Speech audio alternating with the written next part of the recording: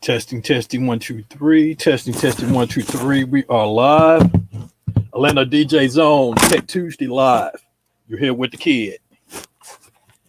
Give a few minutes for me to get my iPad set up so I can monitor my stream. And let's see. Need to make sure I'm heard.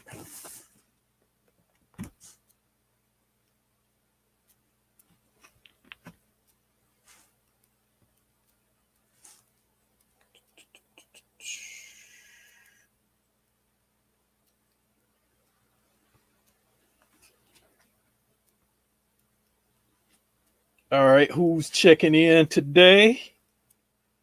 Let's get a check-in real quick. Let's see some comments. Let me see who's watching before I get ready to get started.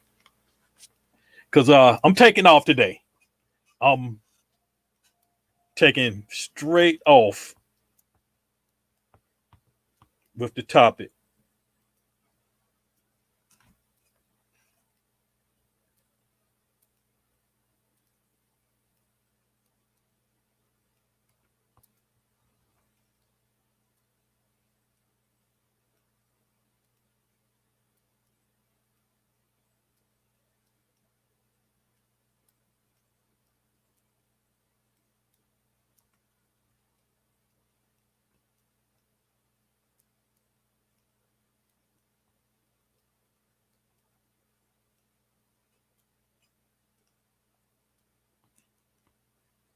All right, let's get a check-in. I see somebody just popped up in the room. Right now, I'm trying to get my stream up on my iPad so I can make sure my sound is good. I don't have my mic clicked on today, so need to make sure that I'm heard. All right, now I'm finally live. For some reason, it's kind of late. Give a few more minutes before give some people to pop up in. Probably kick off 9:40, maybe 9:45. Before I get started, anybody want to talk about past related stuff? I need to start doing the segment in the zone. Okay, let me mention this. Hold on, let me check my sound. Yeah, I mentioned something I got coming up. Okay. I need to start doing the segment in the zone. Okay, let me mention this. Hold on, let me check my sound. Yeah, I mentioned something I got coming up. Okay, sound is good. All right, check this out. Coming up, and I think I mentioned this last week for those that were catching the show last week. I'm gonna do a segment that's called In the Zone. I'm gonna pick Atlanta DJ Zone member every week. I'm gonna interview that member, and they're gonna be the featured DJ for In the Zone, which is gonna start up the podcast. So basically, once I go on the air, I'm gonna do the In the Zone, and then we're gonna go into whatever the topic of the day. It'll be something that'll be pre-recorded. It'll be pre-recorded, and it'll be something to play up until everybody gets in to be able to participate in the podcast. Let me go ahead and throw the invite in. I got 5 empty seats next to me. So if anybody want to join in on the guest, the topic tonight is virtual events and Zoom parties. So if you've done a virtual event or a Zoom party, or need to know what you need to have and what to do a virtual or Zoom party, then you've came to the right place right here, because this is where it's about to go down. I have a video segment that I'm going to play before we start each part of it. So today is going to be a little bit more organized. It's going to be a little bit more organized. I'm gonna have three DJs to come in. They're gonna share their experience, their Zoom or virtual party experience. And these are DJs, except for one. One. I wanted to get somebody that just got their feet wet in it. Then I wanted to get some veterans. So I wanted to get a little bit of everything. And then when I finish editing the clip that you're about to see, they're going to be probably two. I may add some more people.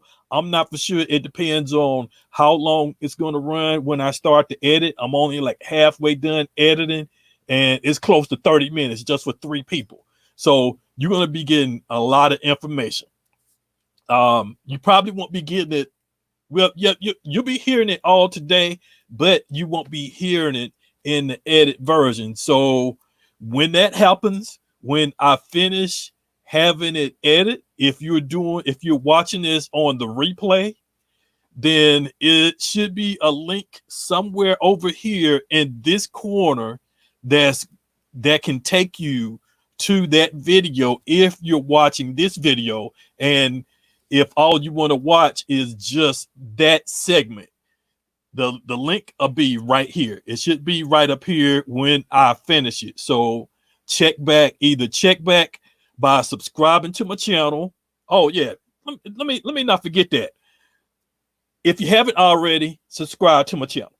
Subscribe to my channel so you'll know more about these podcasts. You'll know about other DJ and other related videos that I'm going to be putting out soon, because I'm going to be taking some of my old videos that I've done on Facebook and some that's on YouTube, but that's not on my channel, or various other places. And I'm going to start editing them down and put them up on YouTube. So you want to make sure that you are tuned in and that you are able to get it. So subscribe, and most importantly, right now, do this right now. Let's get those numbers up, because a lot of people are going to be asking about the information that you're about to hear today, this week.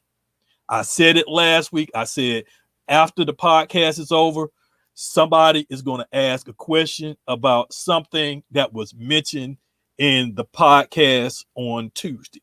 And lo and behold, as it does always, somebody asked a question. But since the podcast was so long, because I can't control how much fun we are having and the conversation that's going on, it was another 5.5 hour podcast, which some people I found have been watching it in segments. Some people, I think some people may have watched it whole. Like I said, you don't really have to watch it unless there's a lot of visual stuff there. You can just have it playing in the background or while you're driving or whatever, something where you don't have to watch, but you can hear the dialogue. You can hear the conversation. You can hear the information. That's most important. But we do have some visual stuff as well, because some of my guests, they provide visual stuff that's share screen stuff. And then also I put up share screen stuff too. So the topic for tonight is going to be virtual parties, virtual events, Zoom parties, or virtual/Zoom events, whichever one you want to call it. It's not just going to be catered for one or the other. It'll be catered to all, depending on what you want to do and what you want to know. So let me go ahead and put the link for anybody that wants to join live. Let me go ahead.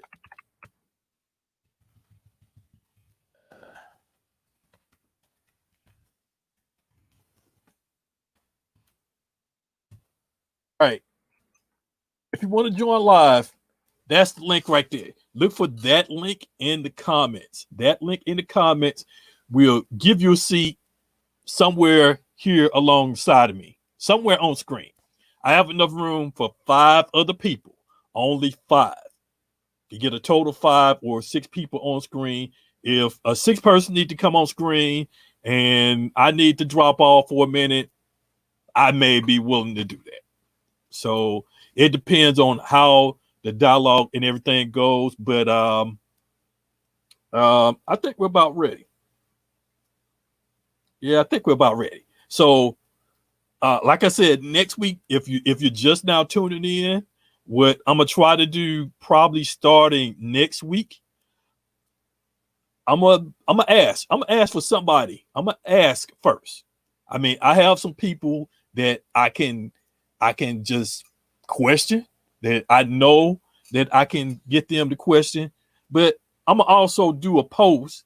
And if you want to be a featured DJ, because then this way I can always do the questions at any time, or do the recordings at any time, and then just have that person or the next person, just basically have people lined up to where I can do a person every week without having to worry about trying to catch up with people and do it. So like I say, it's going to be a segment that's going to kick off this podcast every week, and it's going to be called In the Zone.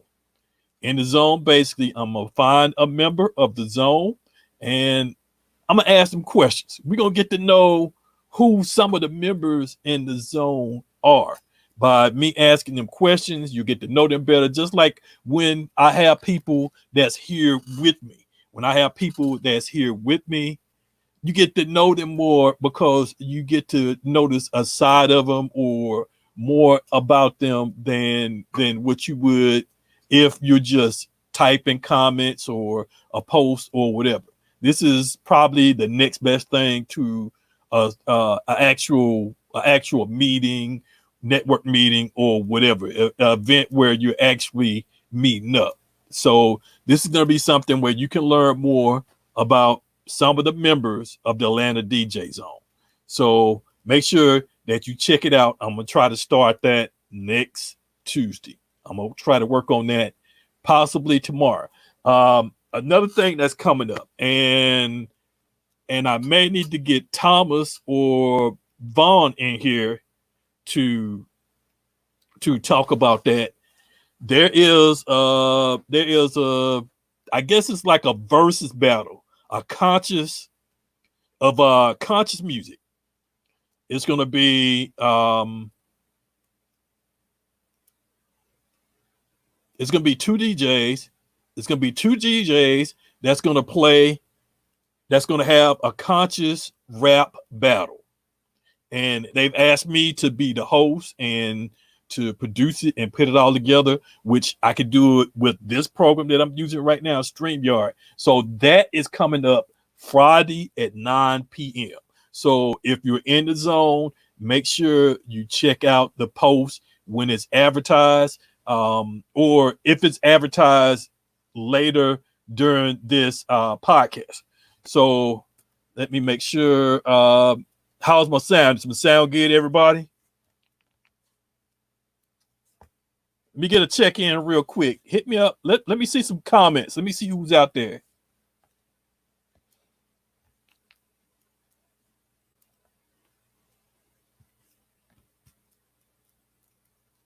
Comments. Let me see who's out there. Okay. Sound is good.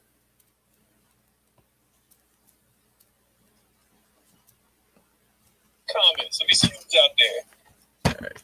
Okay. Sound is good.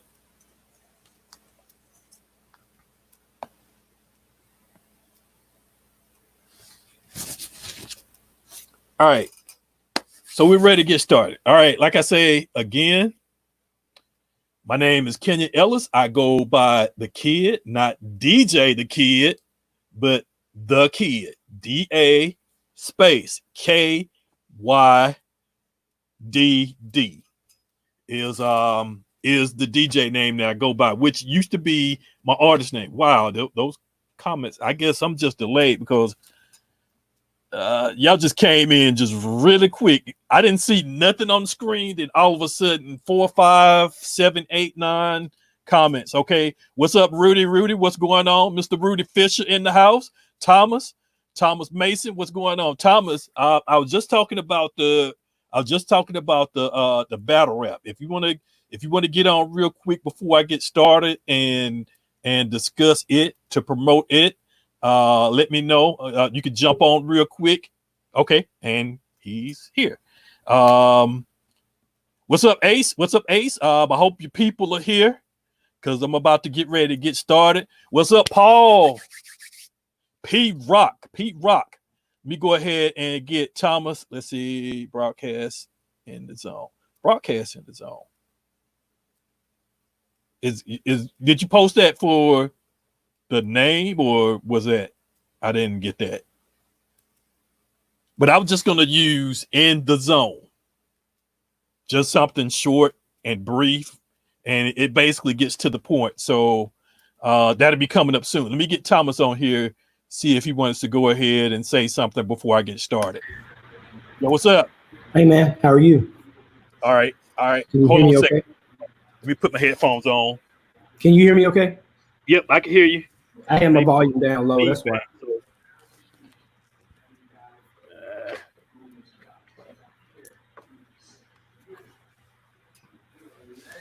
You want to talk about the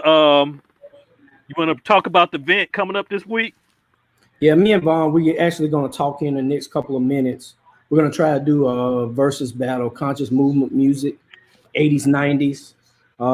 That's the goal for his Friday show that he normally does. So it'll be an hour long. We might have to go maybe an hour and a half since the setup is going to be a little different. But we're going to try to do something a little different and see how it works. All right. And we rehearsing that. We're doing that on Thursday, right? Yeah, we're gonna do a rehearsal Thursday. Like I said, I got a call. Vaughn's gonna call me here in a minute, and Okay. we're gonna finalize everything because that's what we decided. But then we kind of threw something else out there that we might do instead. So I didn't know me and him had the same favorite rapper. I just knew. I'm like, okay, Vaughn's gonna have a whole different rapper because I was gonna do we're gonna go a whole different route, but when he told me his favorite rapper, I'm like, get the heck out of here, because nobody else ever hardly gives him the best rapper. But it was kind of shocking we both had the same guy. So we might have to do something like that too. So we don't know. But for right now, I think we wanted to do conscious movement since he did one about 3 weeks ago. So I think we're gonna just go from that. And there's a lot of stuff that didn't get played that I want to kind of get out there to do our little battle. So it's gonna be cool to have a moderator to kind of allow everybody to kind of get in and kind of give their input as far as who won, things, and they just make it interesting, just something different to do on Friday. Yeah. Now we're just to get some of it promoted out now, even though it's not finalized. Mm-hmm. Even if we use StreamYard, Facebook or YouTube.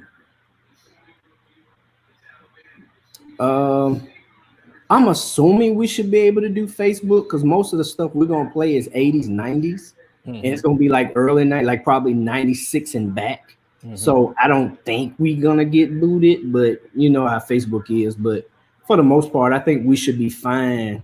I mean, like I said, you're the moderator, so you do what you think is best. Well, no, I just want to know so anybody that's listening now, they know where to catch it.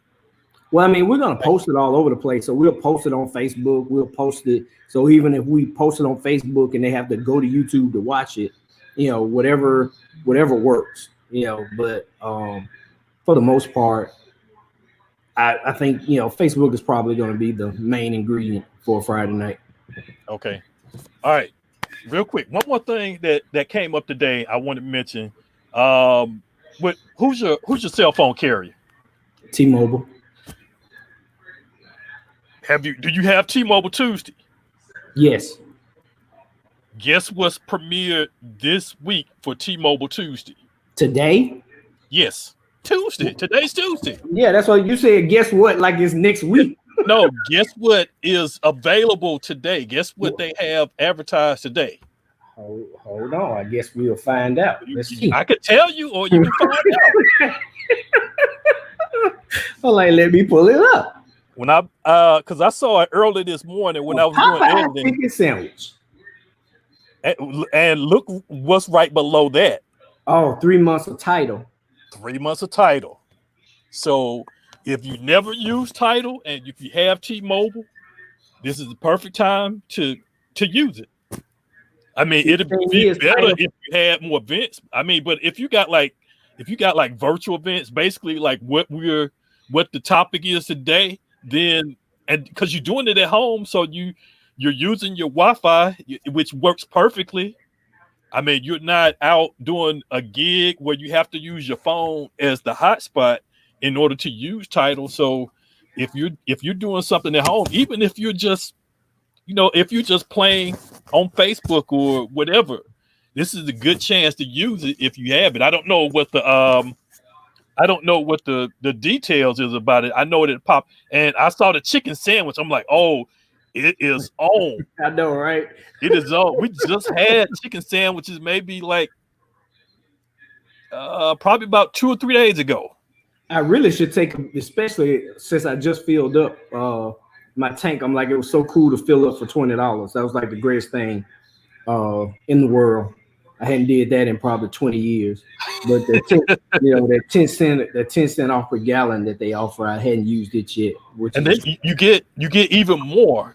You get 3 cents off. So you get actually 13 cents. Ooh. Ooh. Yeah, I'm not saving money. When you use it like your Kroger's card. Yeah. If you use that account, you get 3 cents even if you don't use that, but you can get more. And I think you can use there's another app, get something. Oh yeah, they save gas app. Yeah. Yeah, I think you could use that. I've never used it though. I don't even know where it is now. Somewhere here. I think I moved it. But anyway, if you got T-Mobile and if you never don't they have like a free trial, or did they never had a free trial? That was SoundCloud that had the free trial, right? Yeah, talking about about a year ago when they offered that free 1 year. But I mean, since if you using Serato with one of those, don't know. Oh, that's right. My bad. I forgot. This guy does not use Serato. This is Mr. Virtual DJ. Yes, definitely. So you can't use either one of those with Virtual DJ, can you? I can use SoundCloud. I can use SoundCloud if I needed to. Okay. But So title is not. Title I think is just on Serato. Okay. All right. Are we ready to get started now? Because this is I've been and I kid you not, I have been up since 2 a.m. this morning working on what you're about to see. And I recorded the three people you're about to see. I recorded them probably about around this time. No, it was later. Yeah, you did that. You did that. Midnight. Yeah, you did that the other night. Yeah, I did that. I did that last night, and it was late. And so I took a break before I started to edit. And so I started editing at 2 o'clock, and I went all through the clock. And basically, what I was trying to do editing was I'm trying to shorten it up to try to keep it under 30 minutes, keep it where it's not really long. But with the information I got, some of the stuff you may hear may be repetitive, but it's repetitive to where you're hearing something else different involved with it. So you may hear one person talk about one specific thing, and then the other person may say something, but they've also added something that the first person didn't add. So it was hard with me trying to figure out what to keep and what to throw away, but I think I may be able to keep it if I edit out the dialogue completely. So right now, I'm ready to get started. You ready? Run it. Yeah, run it. Hey, right. I told you I got to get up early, so I'll probably leave in an hour. But when you popped up, I decided to go ahead and come on. Like I said, I'm gonna talk to Vaughn, and I'll get with you sometime tomorrow so we can finalize everything. Okay. Okay. All right. Here we go. Now, Greetings, this is DJ Hot Rod 14 from Alabama. My first Zoom party, it was a great experience. I really love the interaction with everybody. I love the interaction with the host. So it was a very great experience. What's up, people? It's your man, DJ G Nice, coming out of Atlanta, aka Mr. Magic Hands. I've done a couple Zoom parties privately and corporate, and I love Zoom parties. It's the new norm. It's the future. Zoom parties is very entertaining as long as you kind of bringing something different to the people. This is Gary Brooks, aka DJ Genius. My first event was actually when I decided very early on, and like before the official quarantine even started, when we were just supposed to be social distancing, I started doing the shows out of my house on Saturday nights, me and my host. And those shows been going absolutely phenomenal. I did get ahead of the curve, and I used the platform combination of Streamlabs, OBS, Twitch, and then the second week started streaming to Twitch and Facebook at the same time, and have had an unbelievable amount of success with that. My first event started coming about a couple weeks after that, and it was based upon people seeing my show and just simply asking me, hey, can you do that for us on Zoom or this, that, and the other? So one of my big things was City of South Fulton School. I did a huge event for their teachers. And then from that event, all these different schools started calling me individually to now do shows for each one of the schools. So now I'm doing probably about between private events, birthday parties, and my shows, I'm probably live almost 4 or 5 days a week. I go live. And don'ts for a Zoom party. I think let's go with the do's. Do communicate the expectations of a Zoom party. Let your client know that, hey, you're going to have some viral glitches. That's just because the way is everything's set up. Let them know that the internet sometimes can go up and down. It can be good. It can be bad. And then interact with everybody. That's a do. Do that. Like interact with everybody. Make sure you have a different setup. I used a computer for my sound for Zoom. That was a do. Make sure you don't get there the same day to set up, because you have to make sure you do your ping test. You have to make sure that the sound, make sure you have a good tester as well. So one of the don'ts is don't get there on the same day, because if you have any type of technical difficulties, you can go ahead and deal with that issue the day before the party. So that's probably one of the best do's and don'ts. So preparation, and keep your price where it's at, because it does require some work and time and effort. Okay, do's and don'ts. The do's for Zoom parties that I recommend is that you have to have a lot of microphone presence. You have to be able to talk to the people. Anytime you're on a Zoom party, you have basically people that are just sitting either on their phone, in front of their laptops, and you are the only thing going on. Meanwhile, everyone else is tuned in. So you have to be able to talk to them and engage with them. If you don't, and you're only playing music, it's very easy for them to be distracted with whatever is in their own personal space and in their environment. So I recommend one of the absolute must-have do's when you're doing Zoom parties is to have a microphone presence. That way, when you're looking at the screen, you can see who's on there with you, and you can call out their name. And when you do, it kind of grabs their attention, engages them into what's going on, and just say some things to either make them laugh or, show them that you're paying attention to the screen and to, everybody that's participating in the Zoom party. The don't is don't say anything corny, for one. Two, of course, depending on your audience, try to keep it clean, unless, otherwise, you know the people. The other don't is make sure everyone has their microphones muted, so that way it does not interfere with your audio as you're playing. Because if you have someone else that's on the Zoom simultaneously with their microphone engaged, their audio can interfere with yours to the rest of the listeners. If they got kids in the background crying or someone else is having a conversation, that audio can cause your audio to kind of go in volume up and down, kind of waver in and out. So you want to definitely have everyone's microphones muted. And if you're not the host, you need to make sure that you communicate that with the host, so that way they can monitor everyone that's on the Zoom and keep everybody locked in as far as being muted. What are some things I would recommend or some pitfalls that I would warn about? One, of course, we all know, about copyright rules. It frustrates all of us. The only things I can really help you with there is just say, don't worry about that, disclaimer, because it doesn't work. I'm registered with ASCAP, so that can only help you protect you from prosecution, but it cannot stop Facebook from taking your stream down. So I really just say, hey, mix. We talk a lot. We host a party. So I think a lot of that helps keep us off the radar, the algorithm. And we're able to go for anywhere from 2 to 3 hours, before that stream gets shut down. Other than that, get yourself a high quality sound card if you're going to stream, from your computer. If you're going to stream from your phone, either get some sort of interface to get that, either whether it's a cable or whether it's an iRig. Get something, test it out, test it. I've done shows now from venues that open up their venue just for me to come in and do my show. They wanted me to do my show from there. We had sponsorship and all that kind of things. If you're going to do that, my name of the game is to test. Go to the venue in advance and test the strength of their internet connection, because the upload speed, not the download speed, their upload speeds matter. Comcast, and people like Google Fiber are definitely the big boys in the room. But sometimes you can go to some place that's sharing a pipeline with other business, and that upload time, especially at a peak time, can make things suffer.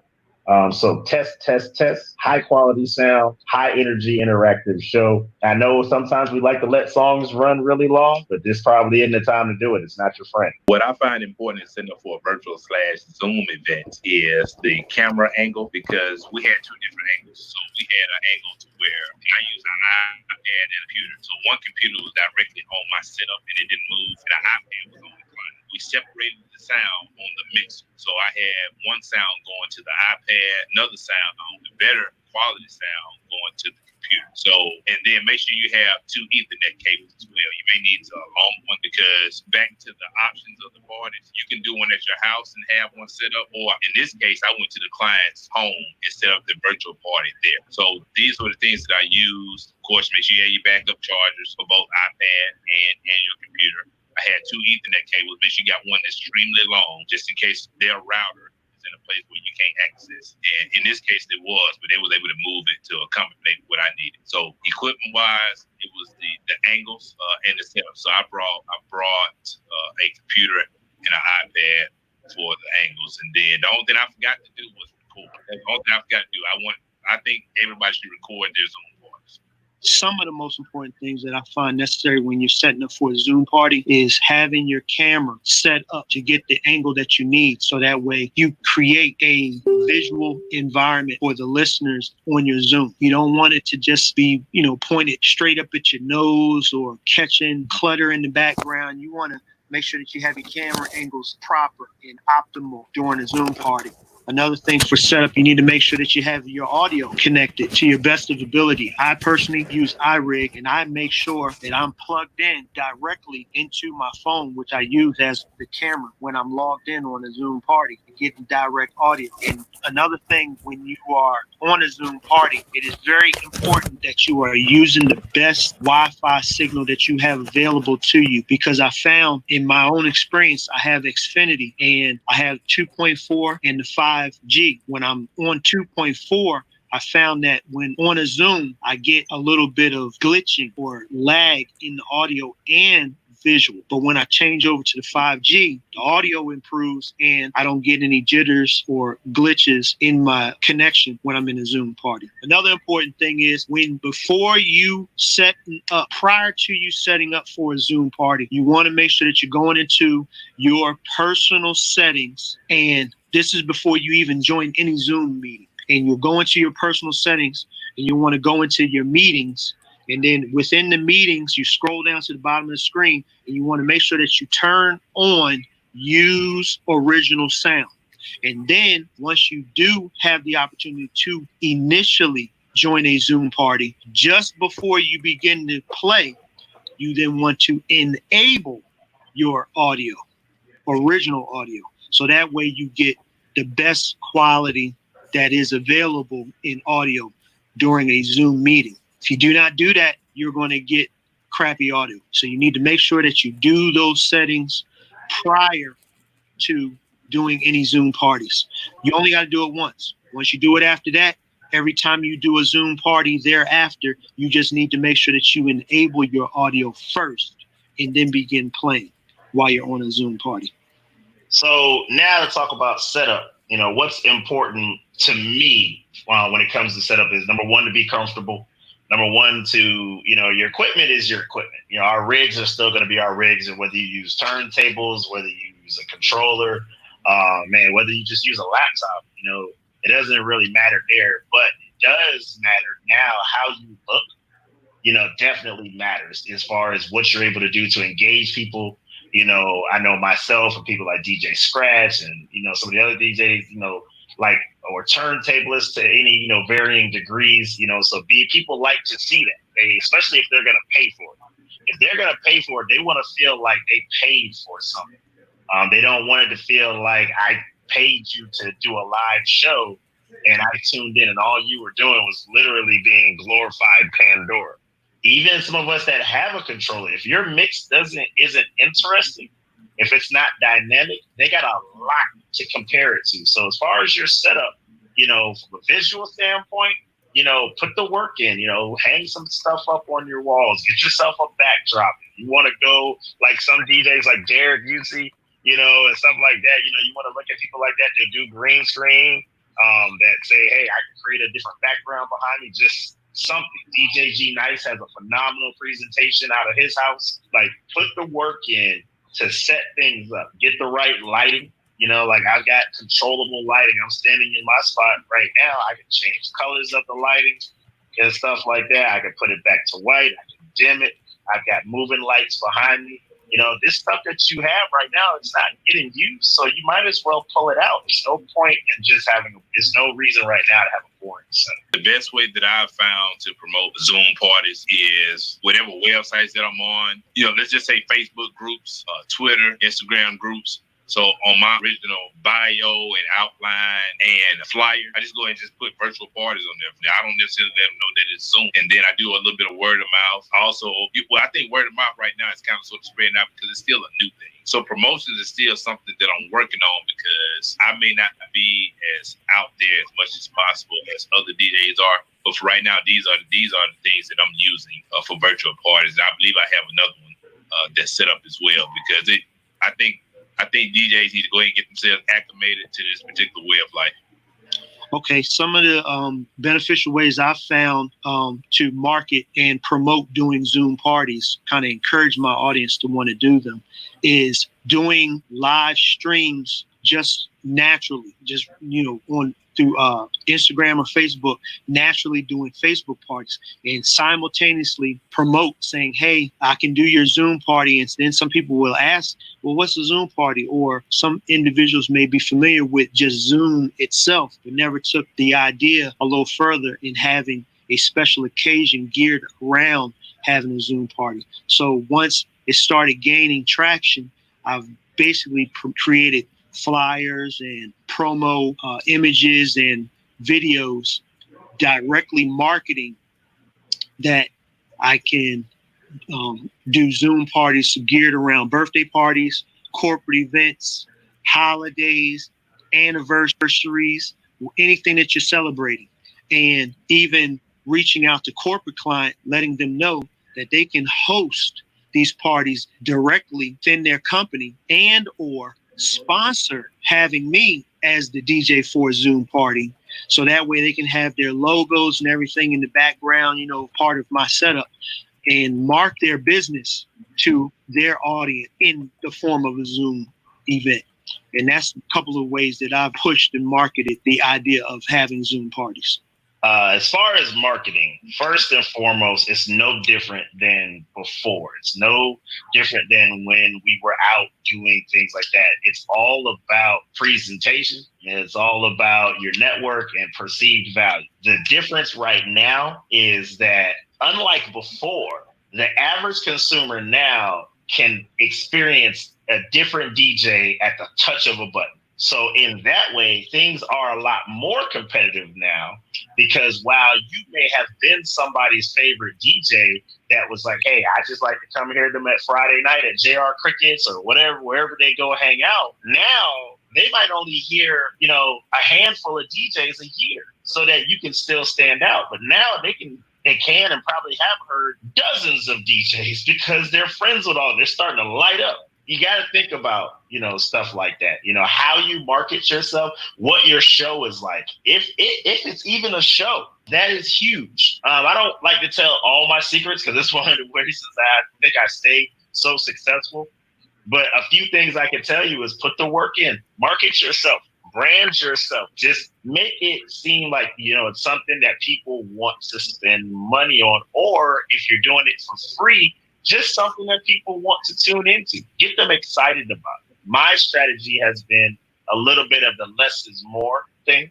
But there's other DJs like, DJ Tron and DJ LV who have a daily thing, but they marketed it correctly. They stayed in the pocket, and one big thing I can tell you is, man, tell people what they're gonna get. Tell people what they're gonna get before they tune in to your show, so they know why they're tuning in. Otherwise, you're just going live, hoping people see the notification, hoping they click on it.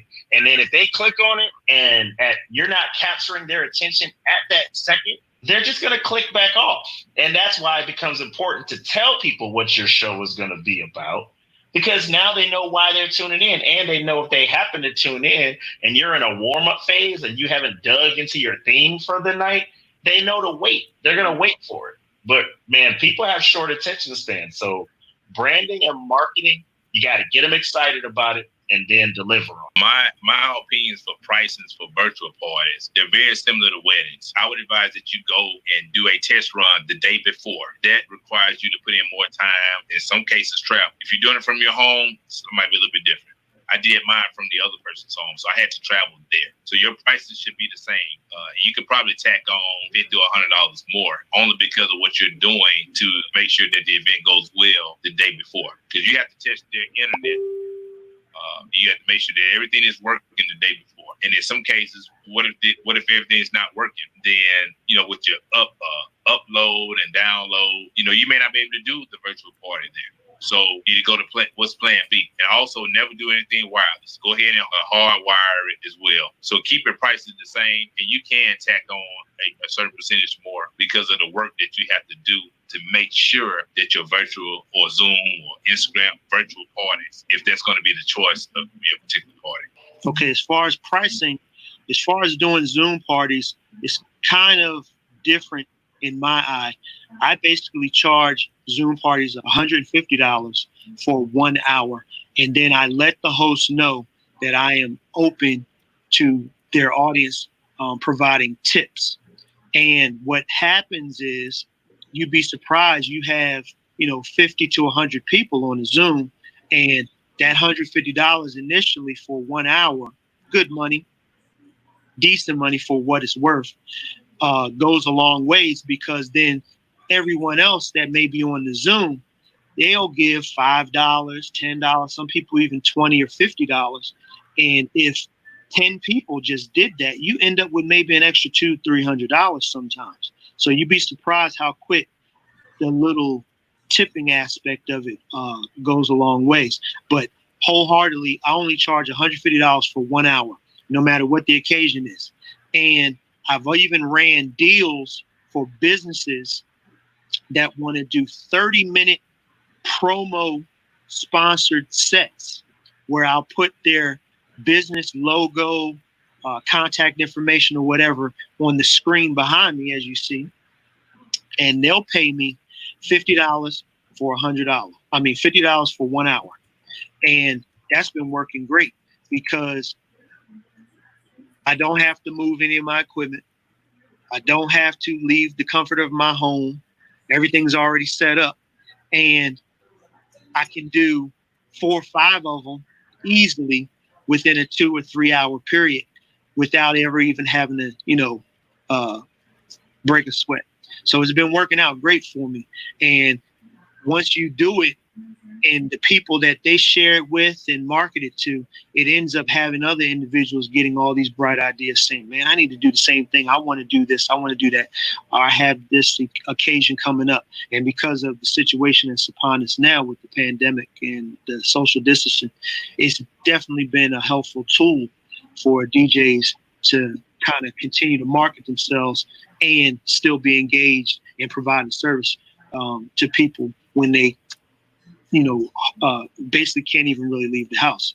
Now versus doing gigs normally, from venues and private events and where you have to go to them, of course you're charging a whole lot more because you factor in the time it takes to plan for the gig, load up equipment, pack up all the stuff that you need, the travel, distance, gas, insurance, the labor, setting up, actually performing the event, breaking it back down.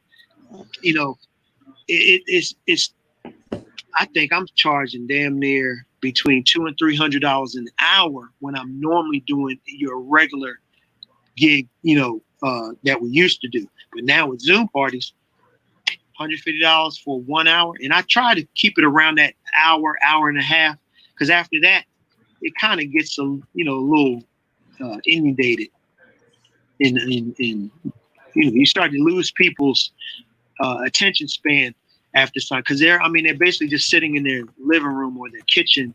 Some people even sitting in their cars or out in the park walking around. So I think Zoom parties is good for just 1 hour. 1 hour. If you really doing a damn thing, they might be like, hey, can you go for an extra 30 minutes, and they take care of you. But I think it's the new norms, the new future, to be able to do these. You do a few of them, 2-3 of them a day on a Friday or Saturday, even some of them maybe on a Tuesday, Monday, Sunday, Wednesday. Easy money. I love it. And then once you get done, you literally close your laptop, go upstairs and make a sandwich. So now about pricing. One of the things that I have told people in the zone, I've told DJs, my DJs that have come through my lab and worked with me and developed under me and with me and by me, is I have always told them how you invoice has a huge impact on your earning potential. When we talk about some DJs itemize, some DJs don't. Now is a classic example of the challenge that you have to face. So right now, we don't have to come and do a setup. We don't have to travel to an event. We don't have to drag our speakers out, go up and down steps and stuff like that. But that was something that a lot of DJs give away when they invoice. I stopped doing it 10 years ago, where I separated what I cost versus what the equipment costs versus what the transportation costs. And so my pricing started with what I wanted to take home or what I perceived my value was. That's the cost for DJ Genius. Then if a client needs sound, if I got to travel far or there's some kind of crazy setup or they want lights and all that, now all that stuff is additional add-on. So now when people say, what's your pricing? I'm just back to what I actually cost, but nobody has asked me yet to go down on the pricing of that particular line item. All they can do is look at another invoice and just understand that, oh, well, that's what he costs. Because see, whether I DJ here at my house or whether I DJ in front of somebody, I'm still DJing. I'm still performing on the client's time, which means there is a value attached to that. And I haven't really gone down on it. I've cut some deals for some people simply because of time frame, where my pricing used to be based upon 4 hours.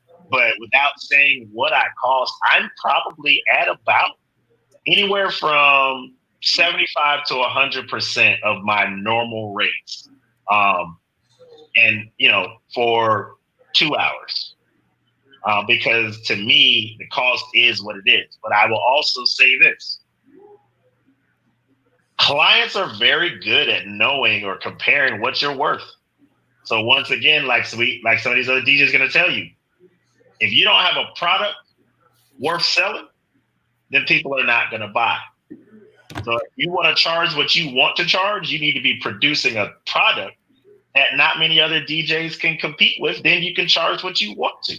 But if you look at you need to go back and review your product and just be honest and say, what would I pay for this product, knowing that there is a lot of other DJs out here who are producing something of the same quality. And just answer the question for yourself. The tips and tricks is more of a tip. Treat your virtual party like you're actually at an event that you're doing with nobody that is physically in front of you. Identify people on those Zooms. See who's the hypest person in the party. I think it's an advantage to do virtual parties because I saw several people in my Zoom party having a great time. I outlined those people. I'm sorry, I highlighted those people. When I highlighted those, it made other people, try to step up. If it's a theme party, recognize those things. I think you get more interaction with the virtual parties because you can look and click at everybody. And so that's kind of sort of one of the tips. There's really no tricks. I'm still in the trial and error phase, but that's one tip. Focus on everybody as much as you can at the party. Anybody who's having a great time, focus on them. Find a way to reel everybody else in, and just know it's a lot of these virtual parties are work. So that's my tip for today. Focus on everybody in the Zoom. Whether you have to flip a screen or two or three, focus on everybody. Okay, one of my tips and tricks that I use for using Zoom in virtual parties is, one, I use my phone as my camera. And then I take my laptop that I am DJing with and I open up a secondary window within the Zoom meeting, as for which I would join. Or even if it was Facebook or Instagram, I will then join in addition from my phone, also on my laptop. And this allows me to toggle between my Serato program and the virtual program, i.e. Zoom, Facebook, Instagram, whatever it may be. So that way I can literally do my DJing, and then as a song is playing, I can toggle back to the virtual party and I can see who's commenting. I can see who joined. I can see, what's going on in the chat room, whatever the communication is. If someone, asks me a question, I can see it. I can see the names of individuals and shout them out and talk to the people. That's one of my tips and tricks that I have to be able to engage with my audience when I'm doing virtual parties, to be able to toggle back and forth between the program of DJing and the program of the virtual party, having that secondary device, whether it be a laptop, iPad, another phone, 2 devices running at the same time on that one platform allows me to be able to stay engaged instead of just playing music, have no idea who's watching, how many people, or who's even saying anything, or may have even asked me a question. So that's one of my tips and tricks that I like to use when I'm doing virtual parties. Yeah, tips and tricks. I don't really like to tell all of my tips and tricks, but what I will say is that it is much more important now to be engaged because, once again, people have short attention spans. And now that microphone, work balanced with the music, balanced with your creativity, has become more important than ever. So if I had any tips for doing a live show, is produce something of high quality. Get yourself a good sound card, get yourself, you can buy some of the craziest things you can think of can be webcams. They've got, Chinese GoPro knockoffs for anywhere from $50 to $100. Those things, you plug them right in and plug and play, and now you have, instant, camera. Get yourself tripods, plug it in, learn some new software like OBS or Streamlabs or something like that. Or Virtual DJ has built-in streaming capabilities. Dig into this stuff. Just send something out. High quality. Put that work in. Don't get discouraged if you don't see a lot of people tuning into your show at one time, because what you have to look at later is how many people clicked into it over time, because that's valuable. You may have only had 20 people at one time, but if you go live for 2 hours and you look back and it says, hey, 400 people though clicked on your link. That's not bad. So don't get discouraged. The other tip Leverage your network. If you got friends, family, whatever, relative, get them to share your stuff when you go live. Period. Just ask them flat out. Hey, will you host a watch party from my live? Will you share my link? Your network expands from there because now you can generate new fans from their networks. But once again, you don't have a product people want to tune into, and then you just get a whole bunch of clicks for nothing. The topics that we have are basically what they said that I want to bring to discussion. So if we have anybody in the comments, and Thomas, you haven't did any events yet, have you? No. So if there's anybody that's watching right now that has done either a virtual event, whether it's something that's not on the Zoom platform, as for a different platform, or even if they've done it with Zoom, want to get you to share your experience. And there is where's the link? The link is in the comments. So if you look for this link in the comments, if it's not in the comments, let me know. I will repost it. It's up at the top.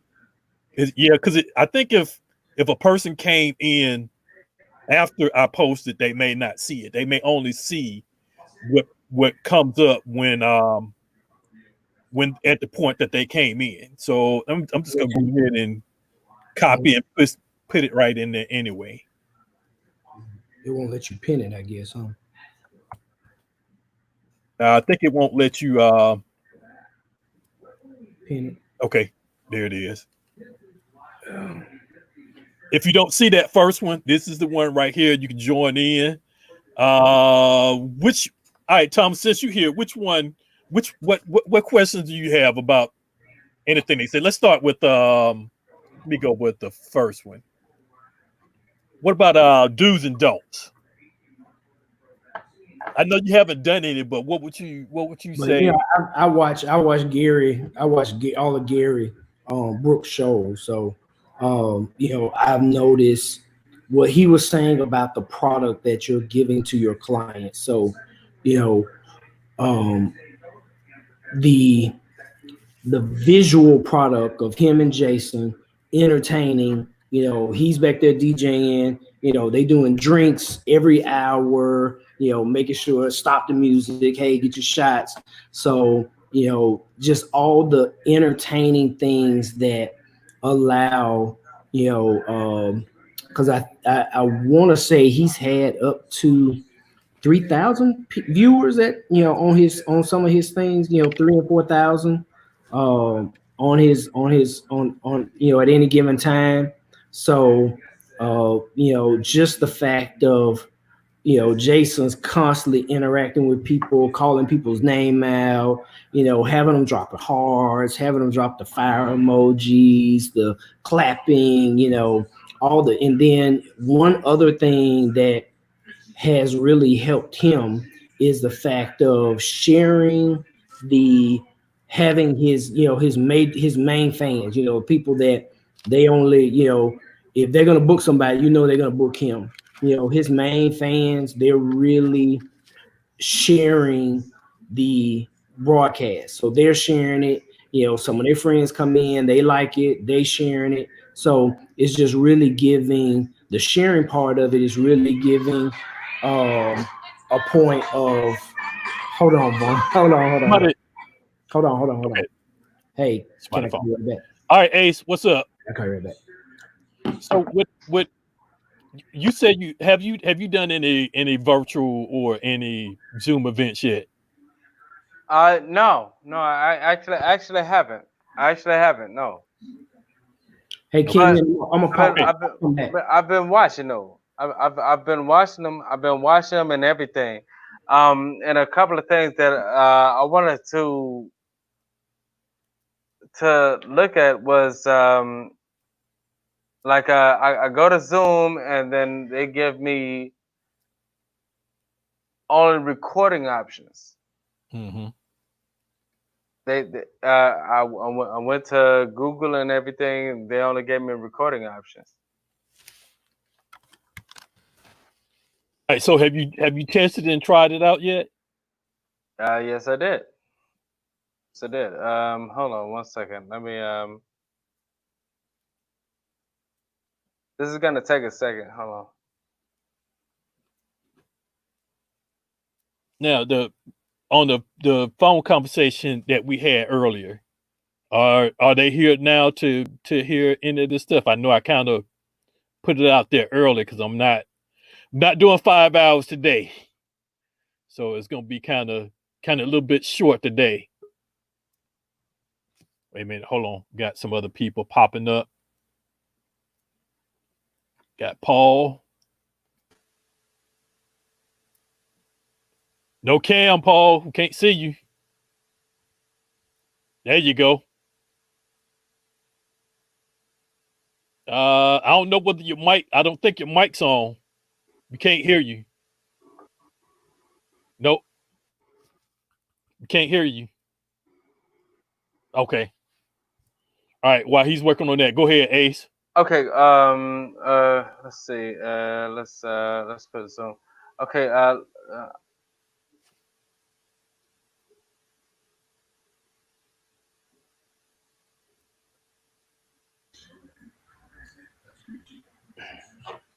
right. Cool. So you I can I get the screen real quick?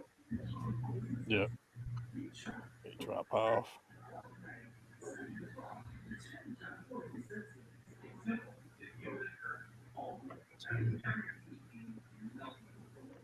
All right. Okay. So say I wanted to.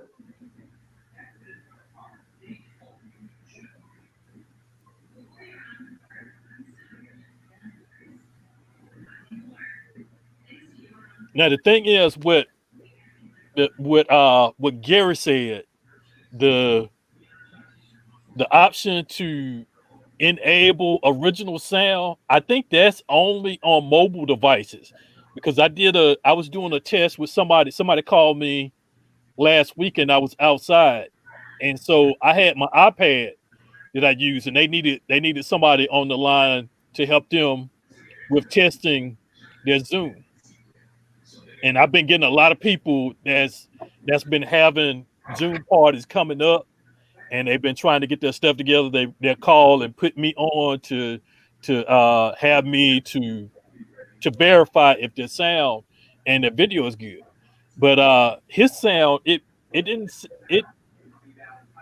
it sounded all right, but it was something about it that I couldn't pick up on, that wasn't making it sound as clear. And near the end, I asked him, I said, "Oh, I forgot."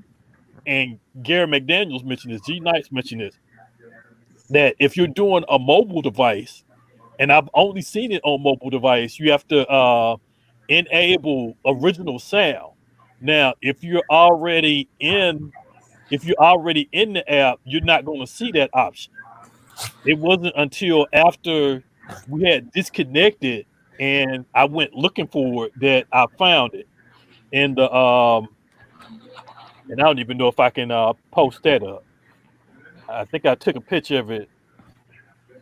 I did a screenshot on my iPad, but you need to make sure that you do that whenever you before you get ready to start, especially if you're using an iPad or a phone. And I think it may apply to Android too. I don't know what the difference is in between the sound, but it's supposed to enhance the sound better than and I didn't save it on my iPad. I thought I did. But see, my situation wasn't even about sound. It was about like the visual, and I wasn't able to broadcast on other platforms. I wasn't able to broadcast. And then when I use Zoom, I wasn't able to broadcast. I mean, like of course, I'm using a general version of Zoom. So do I use Premium or? No, I don't think there's any difference in the sound quality between the two. Can anybody else verify that? Yeah, but I try to use it here, but just for the simple fact that I'm on StreamYard with you, I'm not able to test it. You know, Yeah, so the definitely the webcam when you're using multiple applications that's using certain, like you might not be able to use the mic either. The mic and the webcam usually end up locked with whatever application you have first. Like right now, if I try to open up OBS, I won't be able to use my camera.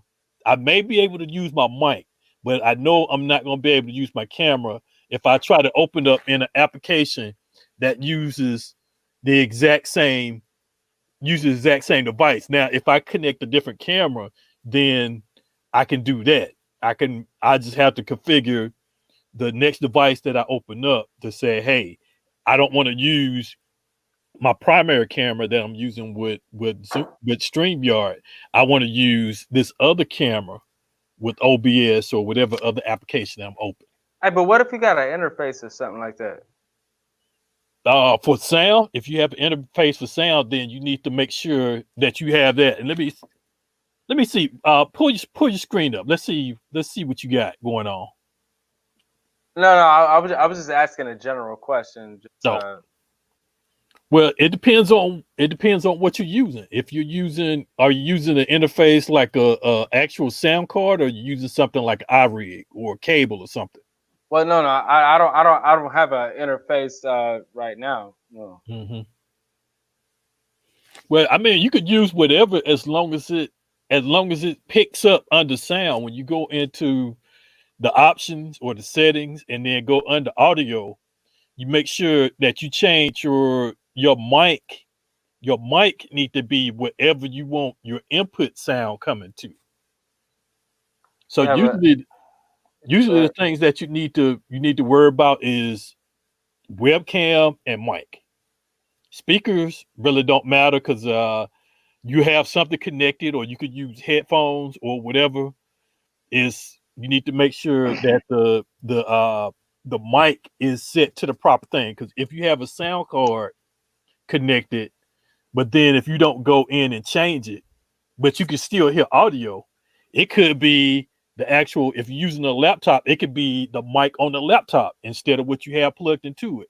It could be the mic from your webcam if your webcam has a mic on it, because most webcams can be used for both. You can have the webcam itself used for video, and then you can have the mic from the webcam that brings in the audio.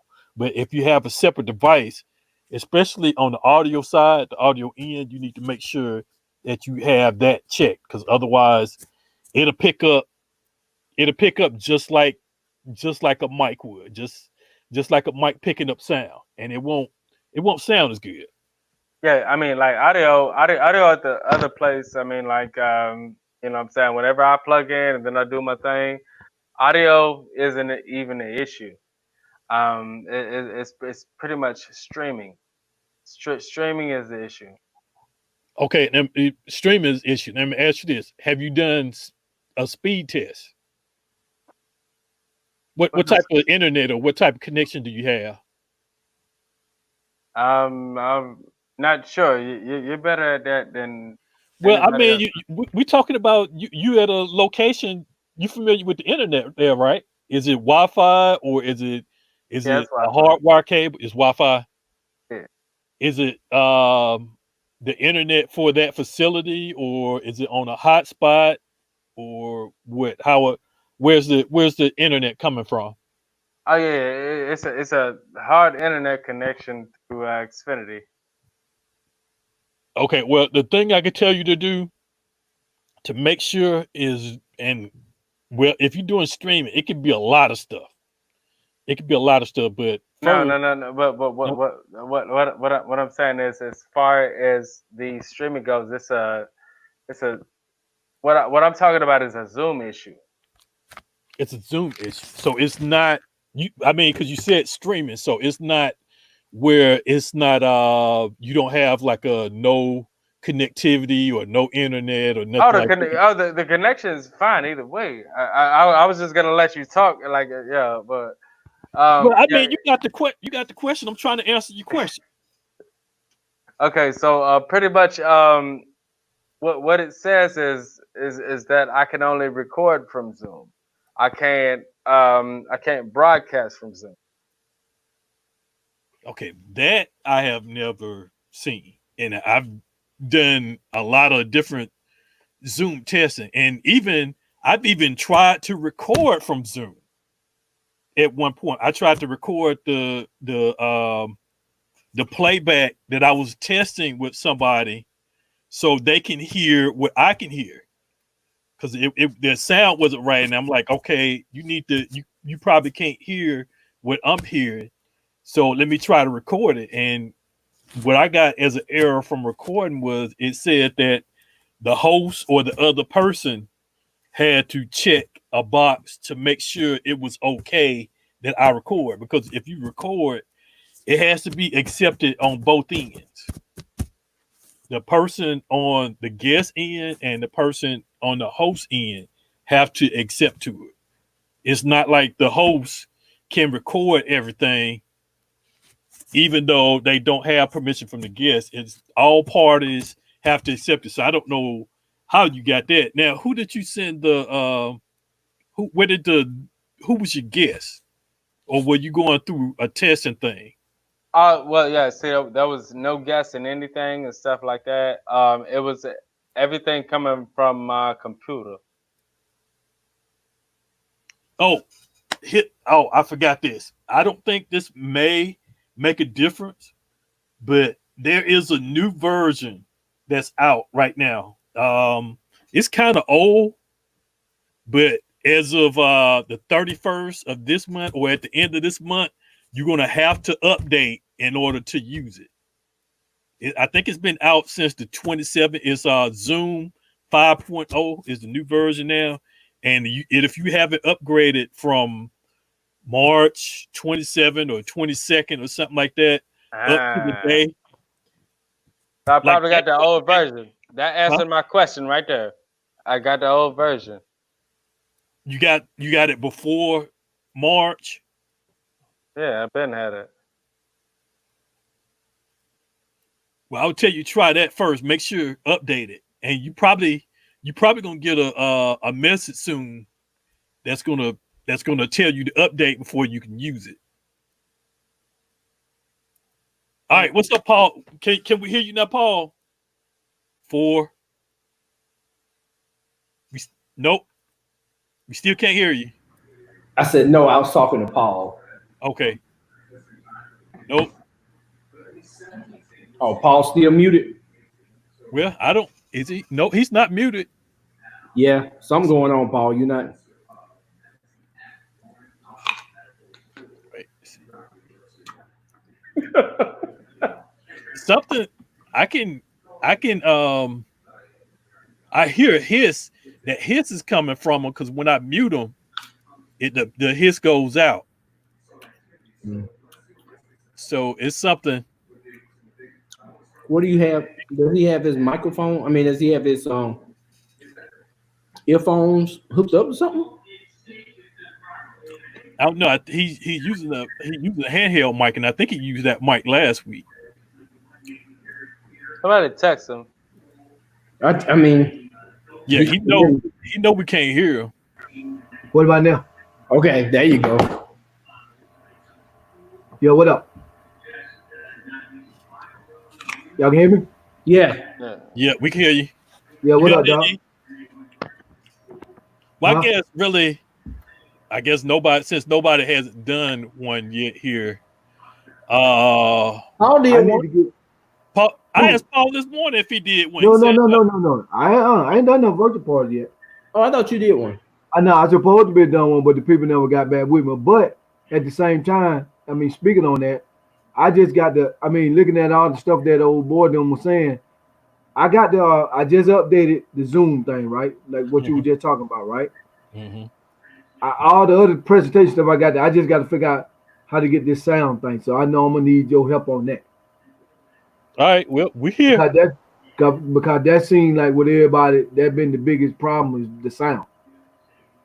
Okay, so you You doing it? How? What are you using to do your Zoom? Are you doing it from? You doing it from computer? Doing Yeah, I think how I'm gonna do it. Okay, it's just like how I go live when I do my live thing. it?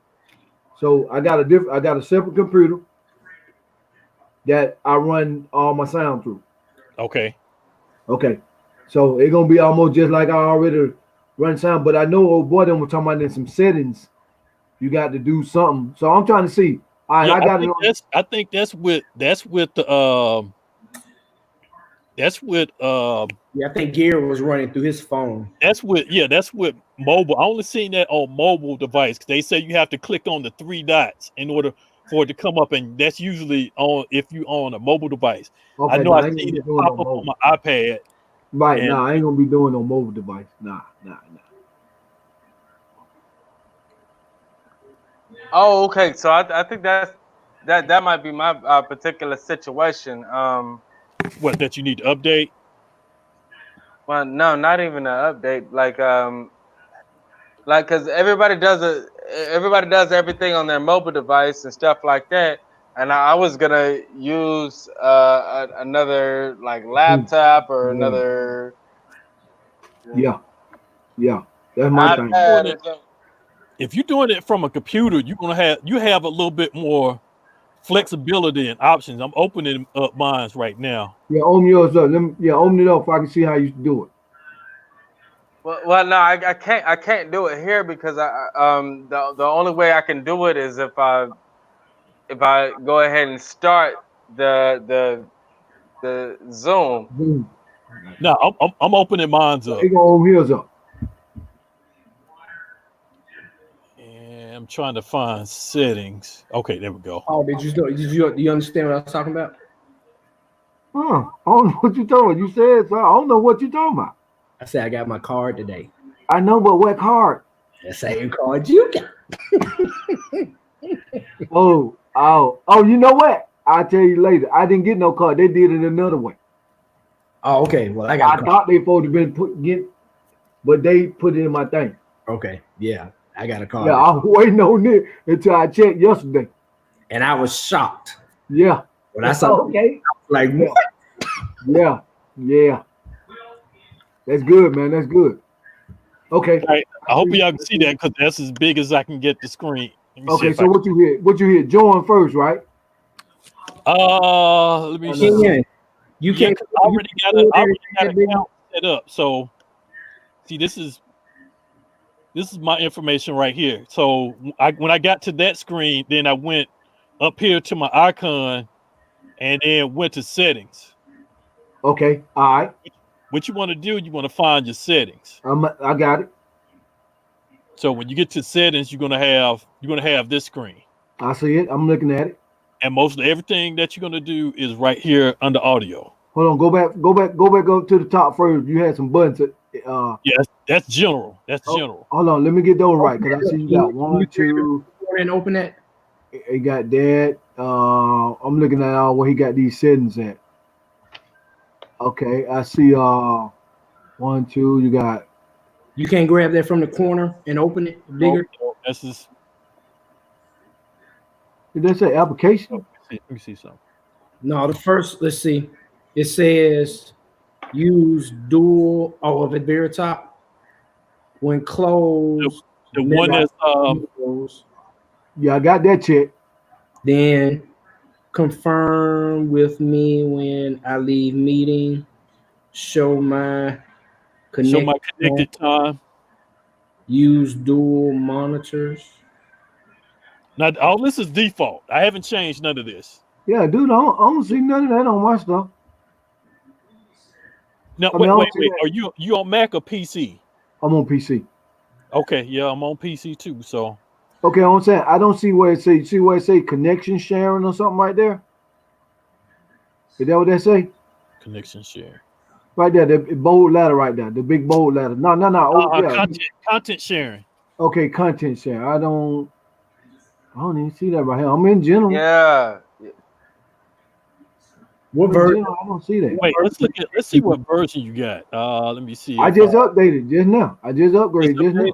Well, let me see what version I got, because since it's on here, I may not have it updated. Okay. Yeah, because it just made me update it just now.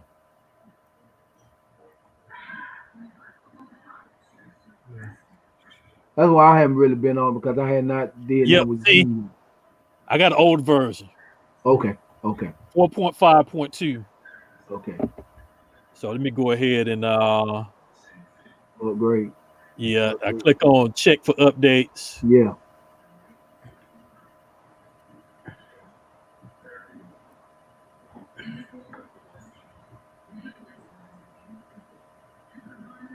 What? Automatic update is disabled.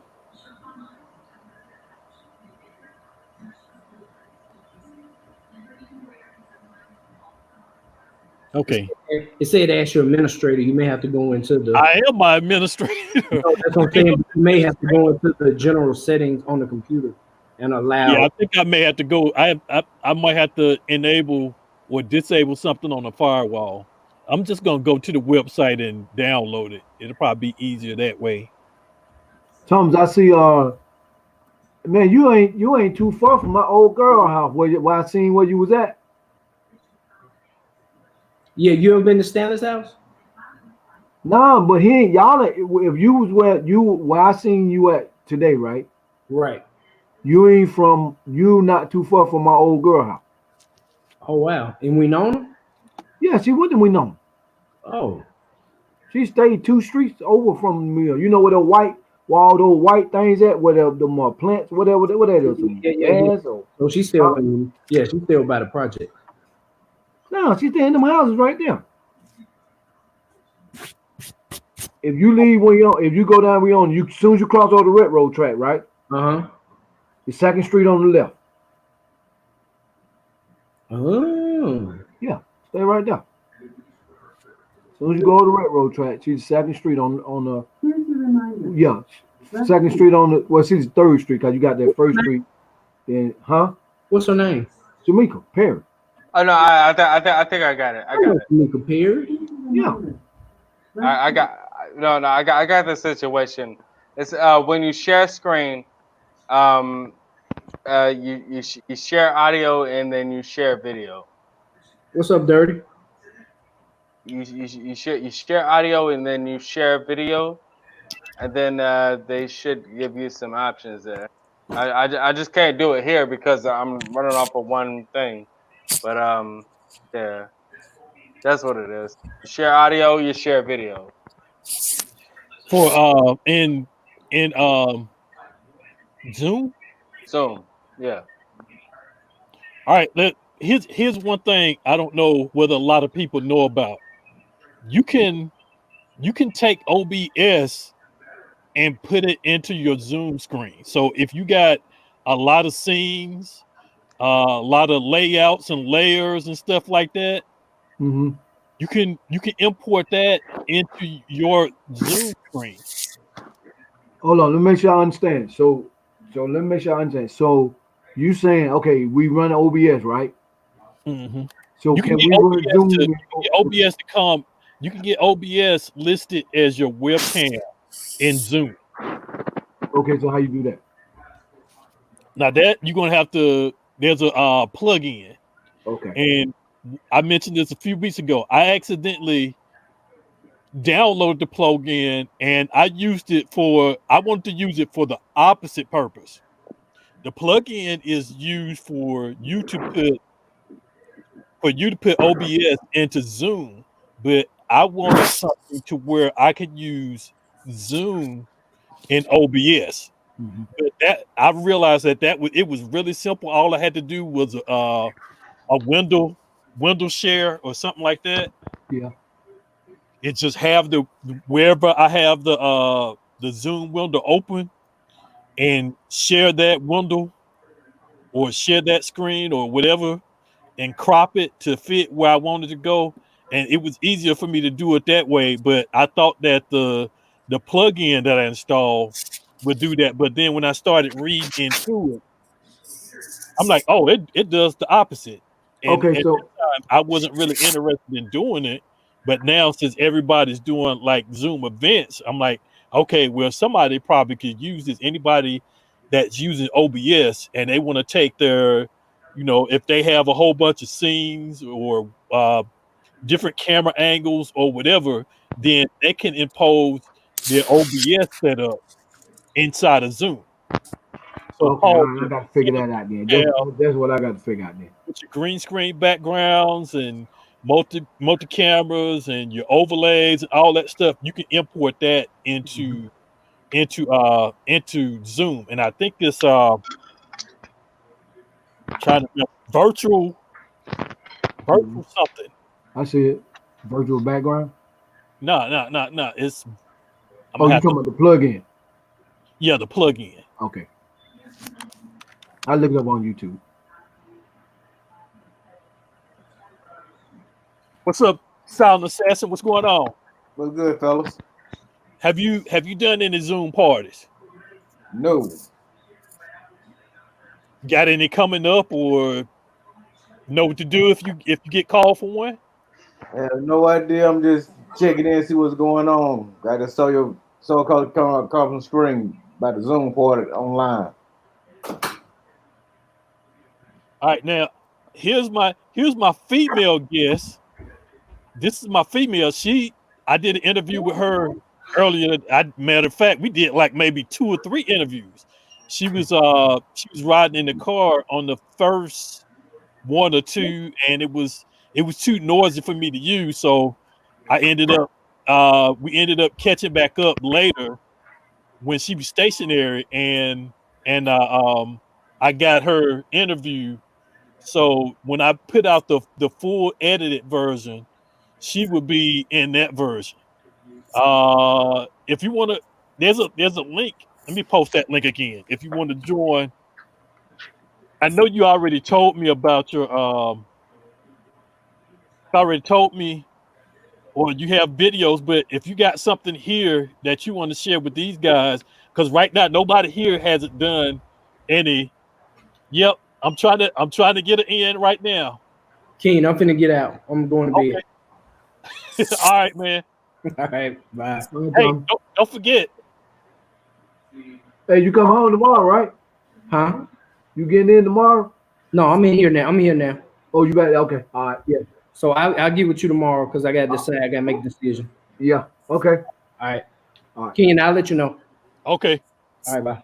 All right, guys. All right, later. All right, if you want to join in, we got 2 open seats, and I want you to join in so you can share your Zoom experience. Hey, Key, I got a question. You right. hit me up. You hit me up yesterday. Something about some FM transmitter thing or something.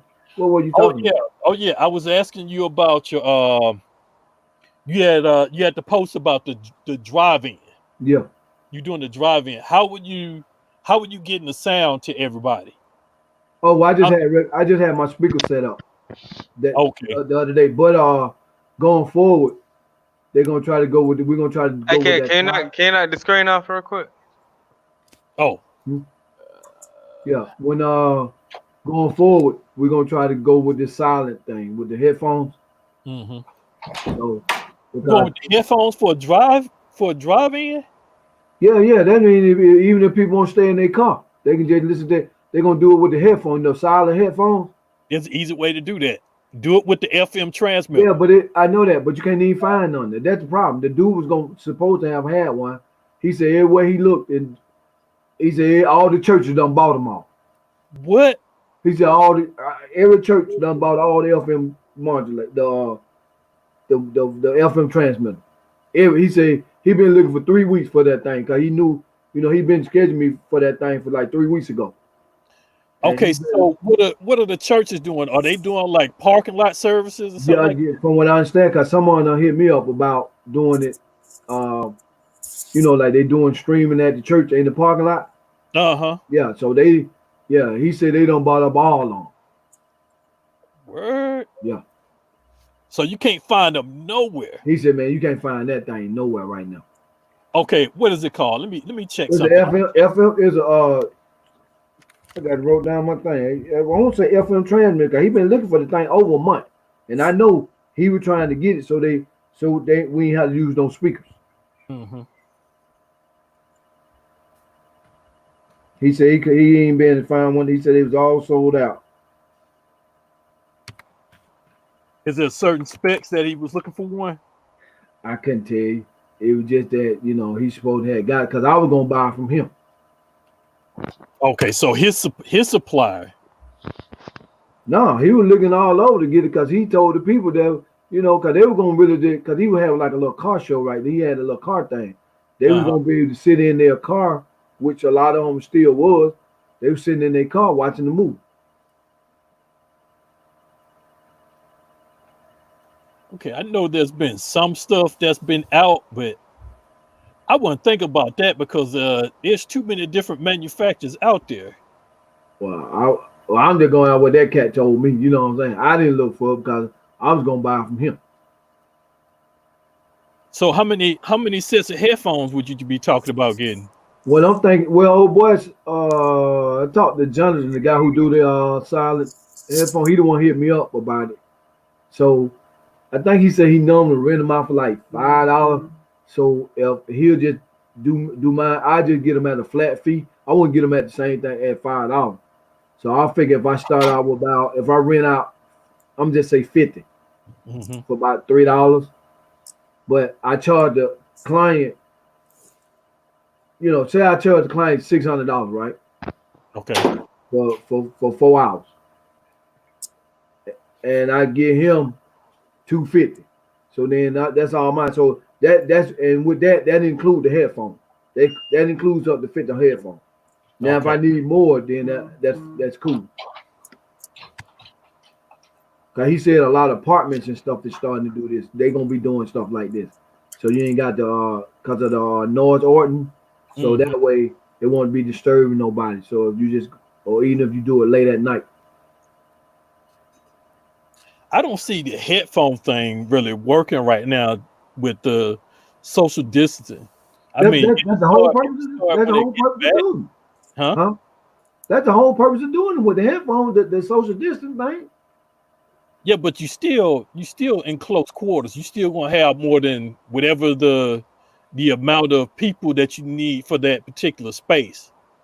Yeah, I mean, I know you go. I mean, I understand when you're saying that it's when you say the distant part, because if they're watching it inside the car, then you got 2 or 3 people, but they're already doing it like that anyway. So if they get out the car and they listen to it, I mean, man, these cats ain't. You got some people, but if they came together, they ain't respecting that social distance thing. Only people that respecting the social distance. If I don't know you, I don't get close to you. Cause that's how I was the other day.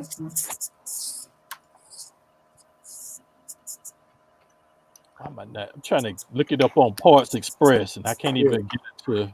Yeah. I mean, if you see that thing, if you think, because somebody was talking about if you don't want to do that so much, because if you be transmitting that stuff, it's like how we got the copyrights to like the music that we play. You don't want them to too much pick that signal up too much, because now they know you playing a movie somewhere, then somebody want to come and shut you down. So you don't want to make too much noise. You don't want to make a habit of doing that thing, that transmitter, and somebody pick it up, and then they want to come and shut you down, and then they want to fine you and all that. So you think they want to shut it down because of social distancing? No, they'll shut it down because violating. No, they'll shut it down because of FCC violation. Yeah, it's just like with our music, like we did play on Facebook when they got the copyright thing that is what they call it. Yeah, with that you be dealing with the FCC. Yeah. So it's same way. Really, you don't need for to be playing the movie out in the public like that. You folks just be like confined at your house. But when you start having it outside, having people that really, somebody really want to get technical about it, it can be illegal a little bit if they want to push it. Yeah, That's only if you charging for anything. Charging money, right? If you charge for popcorn, if you serving food or something like that, but if you're just doing something and you're not making any monetary value off of it, then I mean you'll be able to get by.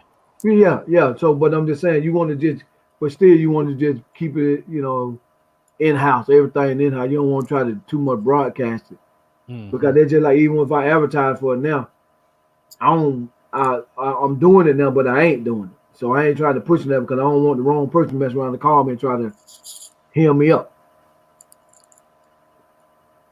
Cause you gotta think about it. None of these movie theaters ain't finna open up. Ain't no movie theaters finna open up. What movie theaters all opened up? Yeah, but ain't nobody going in there. Yeah, well, I don't know nobody that's going in. I'm not. Everything outside now. They open though. Yeah, they open. Yeah. Oh, trust me, somebody's going. I mean, a few people, but I'm just saying, it's not. It'll be a minute before it get back, like it used to be.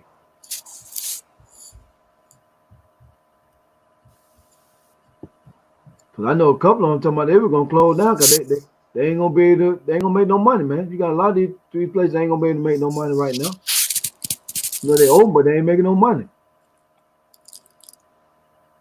All right, let's get back on topic a little bit. Let me see what else. Yeah, while we on that, I'm with MC Ward Promotions, right? And what I wanted to know is okay. So what I got here, I got a whole list of things as far as audio login, set date for the test run that we're actually gonna do tomorrow. So could we be able to do a festival? Just straight on live, just like we talked on the phone.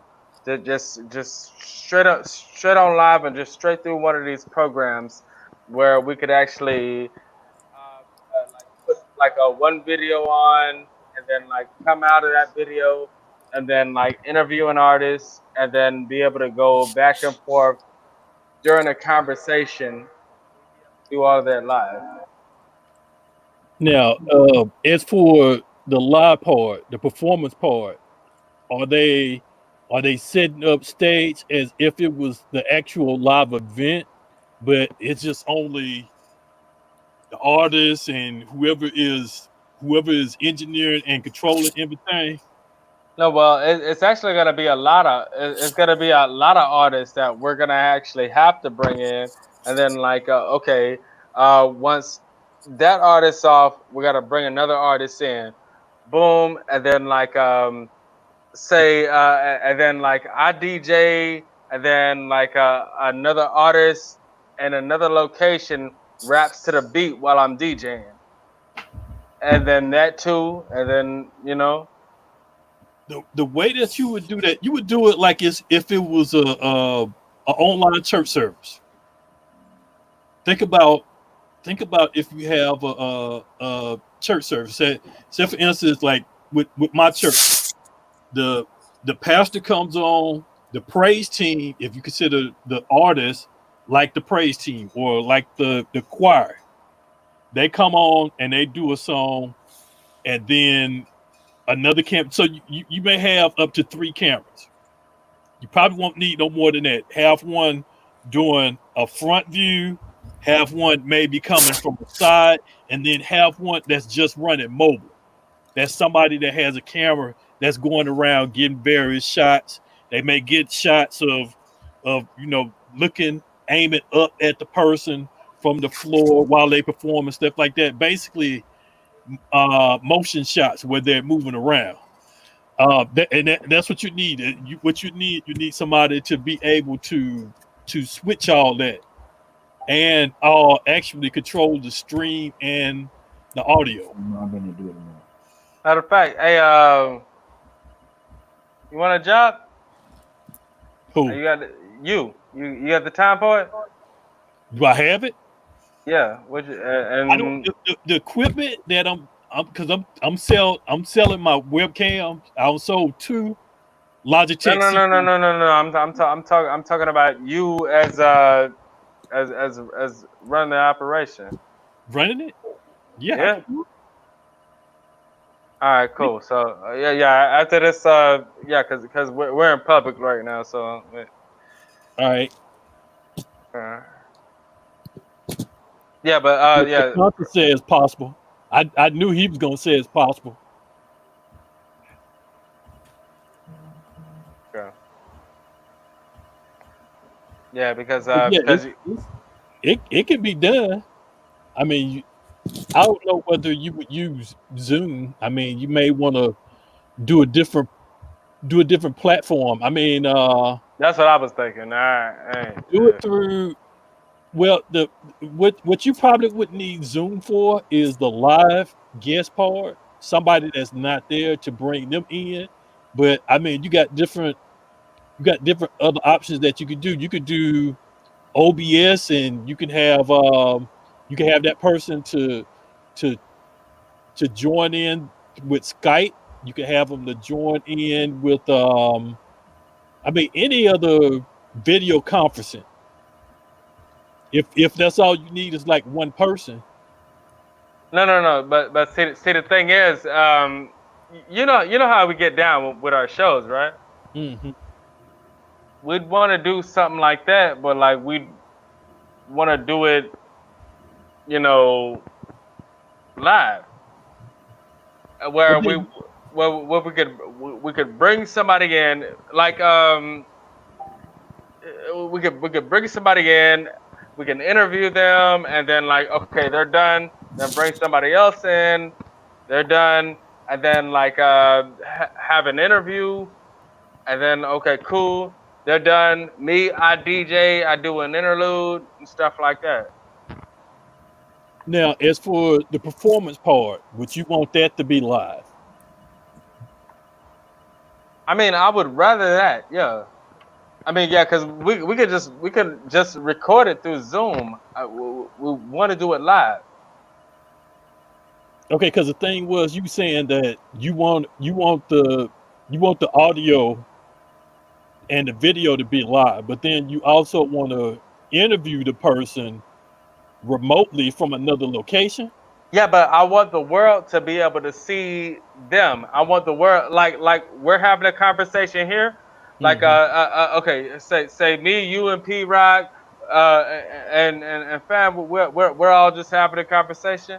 Like of course we'd want that to be recorded for later, but we want to be able to stream the event and stuff like that. So okay, well, the stream part, I don't think that's going to be too much of a problem. I mean, you have the option. I would probably do OBS or some other platform. There's oh man, that's a lot of them. But ain't OBS just for recording? No.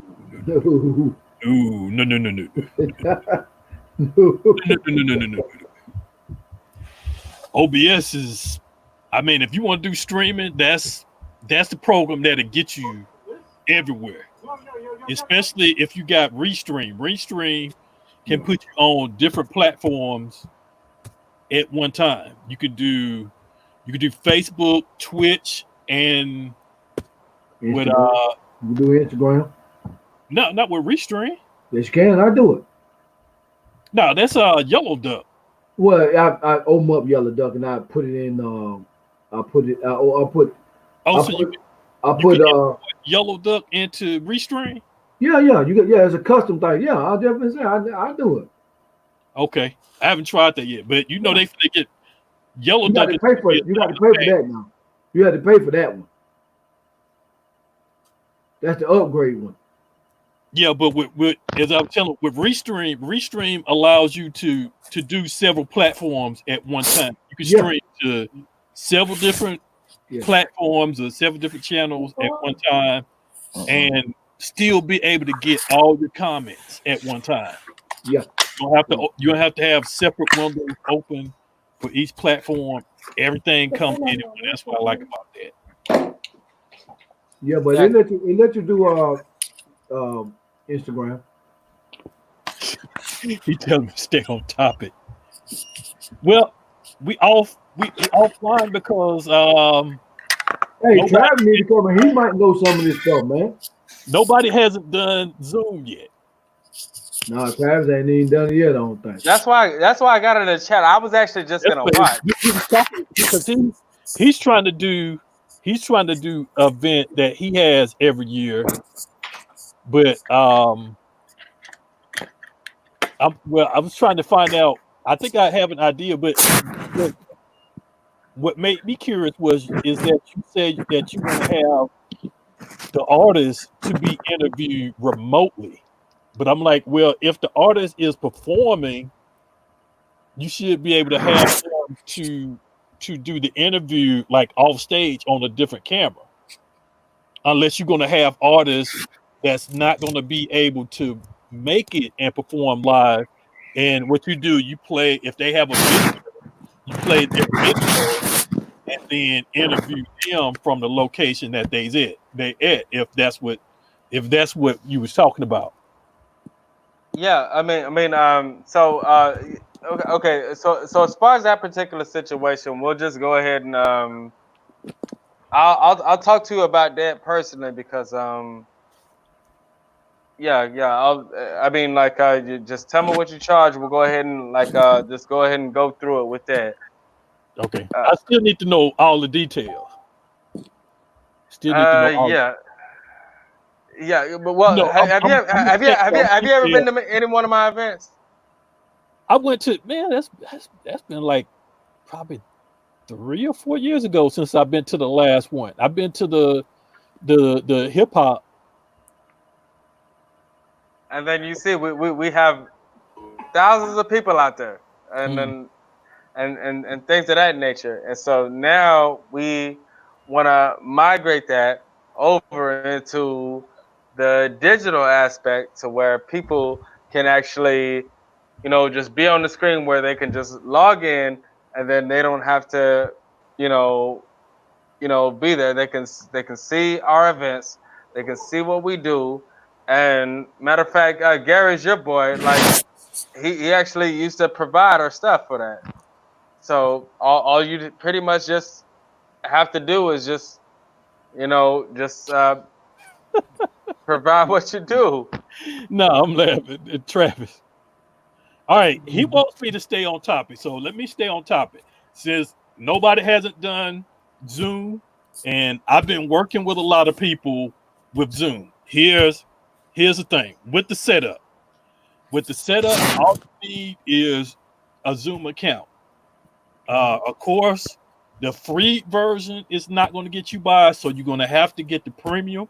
You don't need the full blown one. The upgrade from the free version, which I think is $14.99, is all you're going to need. You're going to need a sound card or whatever hardware or cabling that you're going to need to do. Let's see.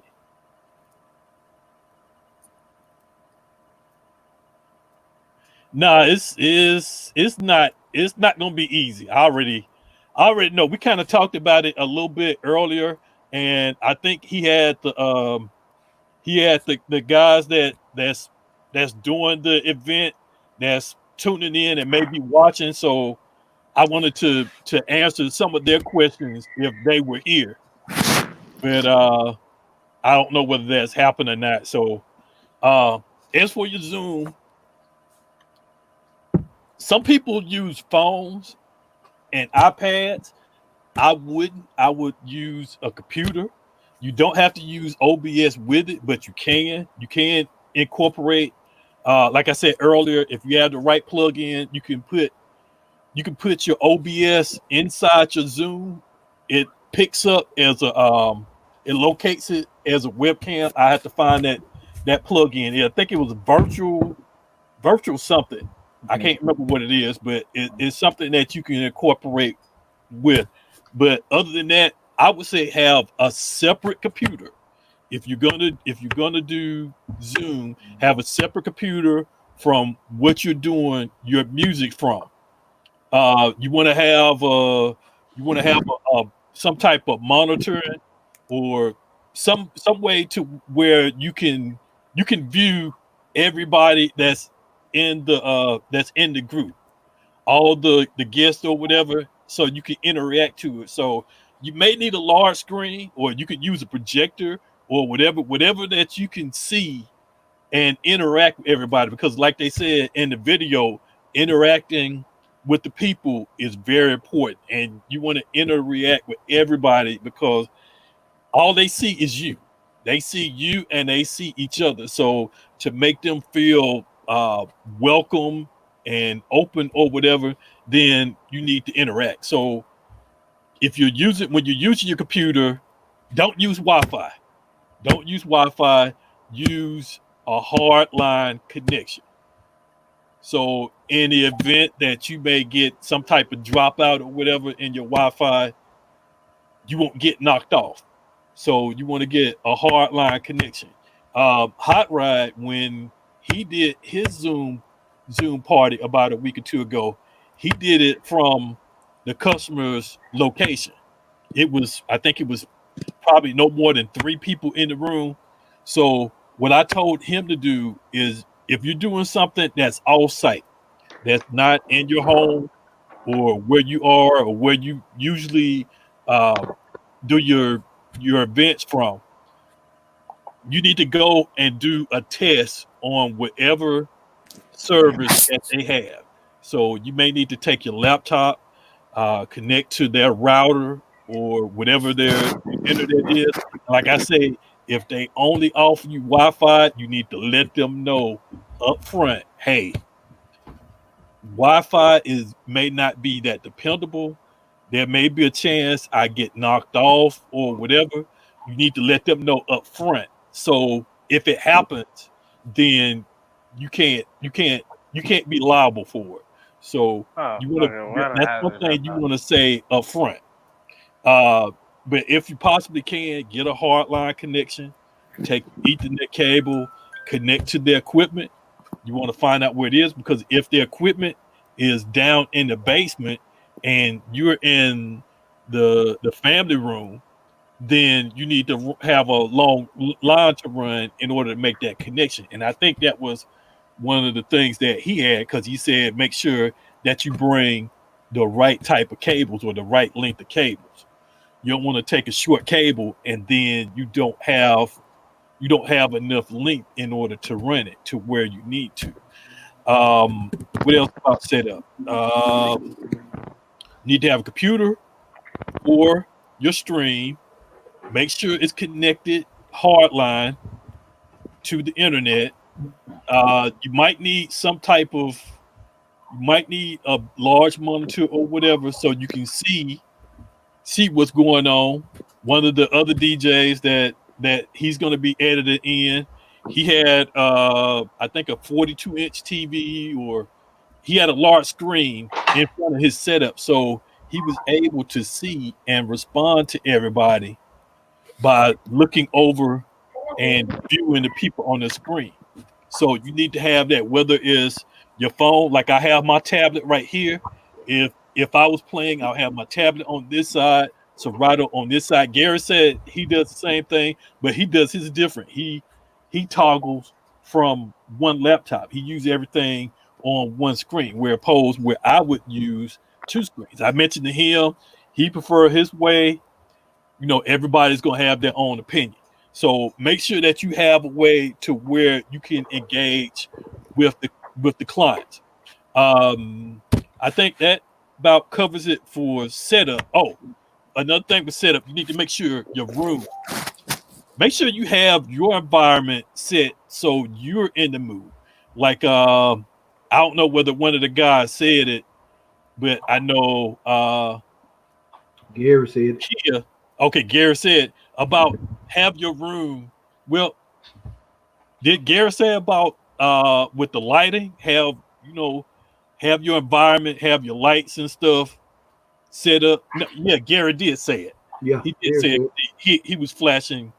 He was flashing his light. Yeah. Make sure you have your environment set like you're doing an actual party. Not only will it keep the guests entertained with what they see, but it keeps you entertained and it keeps your morale and mood up, that you're just not DJing to yourself, and it keeps you into more of a party or a club environment as opposed to just DJing in the dark or just DJing with no lights on. So make sure your room is set for the occasion as well. Just go ahead and set your lights and everything up as if you were actually performing. Let me see. Let's see. Hey, I got a question. Okay, hold on. Let me see what Travis is saying. I'm hearing DJs bragging that they are doing Zoom parties, but I'm also finding that the clients are not satisfied with the experience on Zoom events. Now, Travis, what you said on that, what have you heard that what was the bad experience that the clients? I mean, I heard somebody, I don't know whether he's here, Hot Rod, that was the first guy that was in the video. He had a bad experience with his client, but his guests was satisfied. I mean, I got it. experience is gonna be different, but there's something. Oh, here's the thing that I think that people need to tell their clients straight off the bat. One, make sure that their internet is good. Two, make sure their guest internet is good, because not only what Gary McDaniel said, not only do you need to have enable original sound on, but you also need to tell everybody else how they need to have their sound, because if they don't have that click, then their sound may sound just as awful. So that's one thing I don't think too many people mention. I know it was mentioned for DJs, but you have other people that's listening too. So you need to make sure that they know what their audio needs to be. All right, what you got, Paul? The question, I guess the question is, what would you consider to probably be a length of time to do a Zoom party? You know what I'm saying? Like, you don't want, say you say, like I heard like G Knight was talking about he was doing it for like 30 minutes. No, And he said an hour. He said charge 150 an hour, and that's what he start off at 1 hour.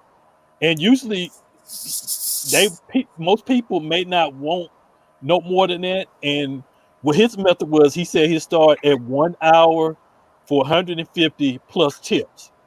And he said usually he would get the tips. He would get either more, equal, or more than what he was actually paid in order to do it. Mhm. And then in some cases, they may even tip him more to stay on longer. yeah, So but let me ask you this. But let me ask you this. Mhm. So this Zoom stuff, this ain't got nothing to do with Facebook and all that. No, this is Okay. different. Okay, all right. I just want to make sure, because I was just wondering if they kick you off. Okay, so this ain't got nothing to do. Oh, with it. wait, since you mentioned that, let me mention this too. And Yeah. then I'm gonna mention something that I think may happen in the future. I'm just sitting here in the dark, hearing stuff in my mind, saying, okay, this may happen. But Zoom is completely different. Zoom is video conferencing. So it's not tied into any of the social media like Facebook, Instagram, and so forth. So its purpose was used for video conferencing, but DJs are now using it for another purpose. Right. Now, since that being said, and with me saying that so many times to myself, now what's the possibility that record labels go after Zoom saying, hey, we don't want you playing the music. We don't want you playing music on your platform. They're gonna do it. They're gonna do it. You see what I'm saying? Well, I was just wondering. The reason why I'm asking that because I'm looking at it. If I did a Zoom party, right, I will still want to broadcast it on, go through Restream. Now, when they kick me out, then they just kick me out. But still, the thing gonna still be going. That's what you're saying, right? Now, if you're doing on Zoom, you don't get kicked off Zoom. No. Okay, that's what I'm saying. So I'm saying if say I want to do a party, right, but I want to do it through Restream too, but it's on Zoom. Nope. Two different programs. Okay, I know that, but I'm just saying, I was just trying to make sure that if I got kicked off on, like Facebook, that it was still gonna be broadcasting on Zoom. And you just said, yeah, because they ain't Zoom ain't got nothing to do with social media. No, completely different. Now the thing is, will you be able to handle that load? Oh, okay, I got you. Because here's the thing: you're gonna be streaming twice.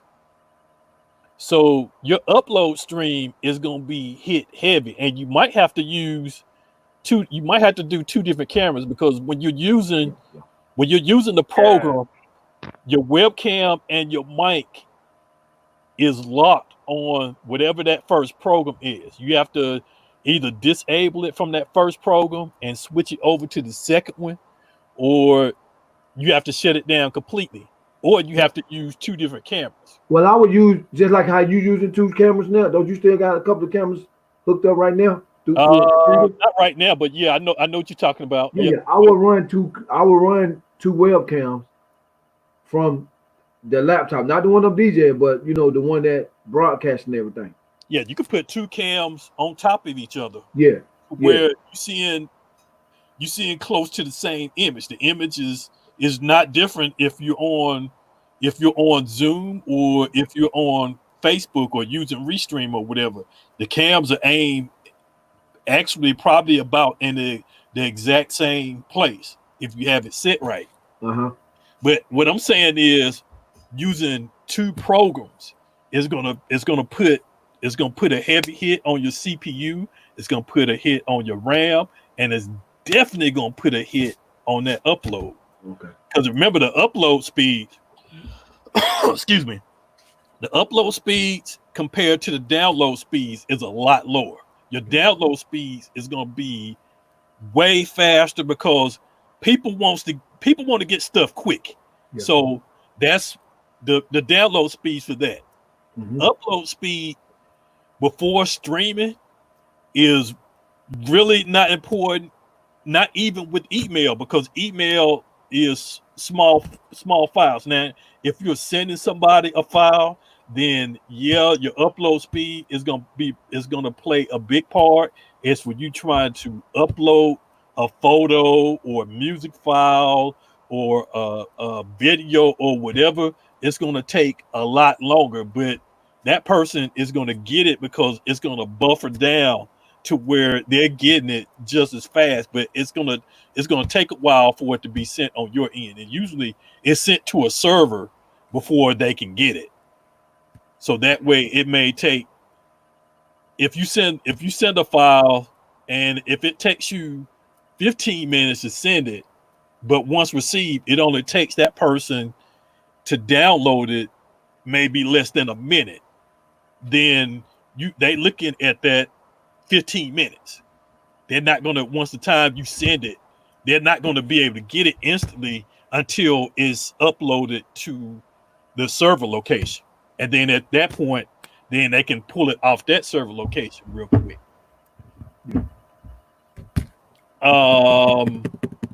Trying to see what else about setup.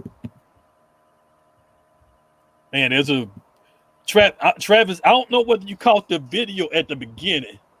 Play music to us right now, Woody. You mean if I play music on StreamYard? Yeah, it will sound clear, depending on what you're using. I mean, I recommended StreamYard to a couple guys, and even I don't know if you've seen the video. If you search in your group, I think I was a member then at that time. If you search for I Got Next, which was well, not like a DJ battle, but a DJ platform or something like that. 5 DJs play back to back to back, with the host introduces each one, which we never did get it started off the ground. I mean, I don't want to handle it by myself, so I kind of backed up off of it. Yeah, I thought about using this for music when I first started using it, but since I wasn't really doing music, I didn't really test it. But I know somebody that did. When I introduced it to him, he went and streamed, and he didn't get kicked off Facebook or anything. So I think you may get kicked off less using a third-party program as compared to using the Facebook app directly, because the Facebook algorithm is going to catch you instantly. But if you Travis wanna get on. Look like. Oh, wait, hold. If he is, I can't see you. Well, nope, I didn't see you, because he would have. Hey, people, can you get on screen? Yeah. Well, that's a good question. That's a good question. Like on screen 6. Now it may be more with the version that I'm using, and I'm using the free version, because with the free version I get 20 hours a month. With the free version, you get 20 hours a month to use. So you when I'm doing the podcast, you going over 5 hours, which what we've been doing has been, I've been running out of time. Like this month, I won't be able to do 5 hours each time. So we're not doing 5 hours a day, guys. So good. Well, breaking records, huh? Yeah, Zoom, you could do a lot more, but this has, I wouldn't say a lot of features, but it ties in with your social media. Just like I can either stream to Facebook or I can stream to YouTube. And I think now if you have the paid version, you could do it to Twitch, which I haven't tried. And I haven't seen that option in a while, but I knew at one point, one of the programs that I use, you can go to Twitch. So I guess almost like kind of along with Travis, the way he going. So with that said, would you do the StreamYard instead of that Zoom? For what, like a party? Like a virtual party? I wouldn't use this for a party. Not even the upgrade version? Nope. Okay. All right. Not if you want your guests to be on screen, no. Okay. Because you wouldn't be able to get no more than 6 people on screen. No. But you said, I thought you said if you go to the other version, upgrade, you can get more people on the screen. But probably no more than 8. Oh, that's pretty okay. All right. Now you're not gonna be able to get what you get with Zoom. Zoom. Okay. All right. Zoom gets to, I think, 100, 150, 200, something like that. Okay. Now you're not gonna get that screen here. This is more social media oriented. Okay. See, just like you got the comments and stuff like that, it's tied into your social media. Okay. Zoom is on the platform all by itself. Okay. That's why right now nobody is not going to get touched doing Zoom parties, because the labels and ASCAP and BMI, they haven't touched them yet, because right now this is still new to a lot of people, but in time, and I think I told somebody, I think I told Gary this yesterday. I said I think soon the record labels are going to start knocking on the door of Zoom, Skype. Let's see, who else? Messenger rooms. What about that Microsoft meeting? Microsoft Meets. What, Google Hangout? Is it Google Hangout? Hangout. All of them. If they find out that people are playing music through their platform and they're not getting compensated for it, they're not receiving any monies or royalties or whatever for it, they're going to come after. I And got a question. and I'm gonna ask Shay, the lawyer that I had on last week. I'm gonna ask her that question probably tomorrow. Hey, I got a question. All right, what's up? What about do you know how to do what is it, the Microsoft thing through OBS? Microsoft Meet. I haven't did Microsoft Meet yet. Okay. Did Marlon call you? Huh? Did Marlon call you? Marlon. Marlon. Oh, about what? I guess they had a guy that trying. Okay, let me ask you this. About what today? No, I'm talking. Yeah, I'm just Yeah, reading. I'm talking about what today, meaning I hear from Marlon almost every day. Oh, okay. About what today? Okay, so he didn't even mention to you about the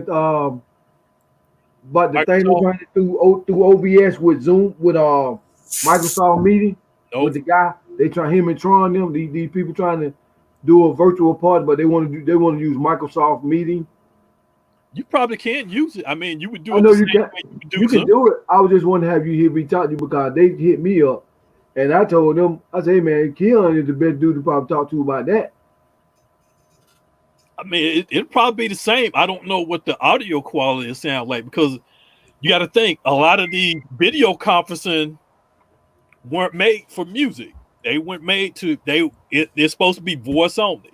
It's supposed to be your webcam and a mic, and that's what they're not putting a lot into. Hey, Go but around sound you know how and the best hookups work. You know how.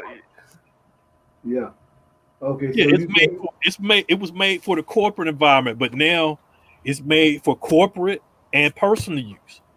And personal use is still like corporate. That's just like, you know, us right now talking. We're not playing any music. We're just verbally talking to each other. So as long as I can hear you and you can hear me, that's all we really worried about. As long as there ain't no static or no background noise or nothing like that.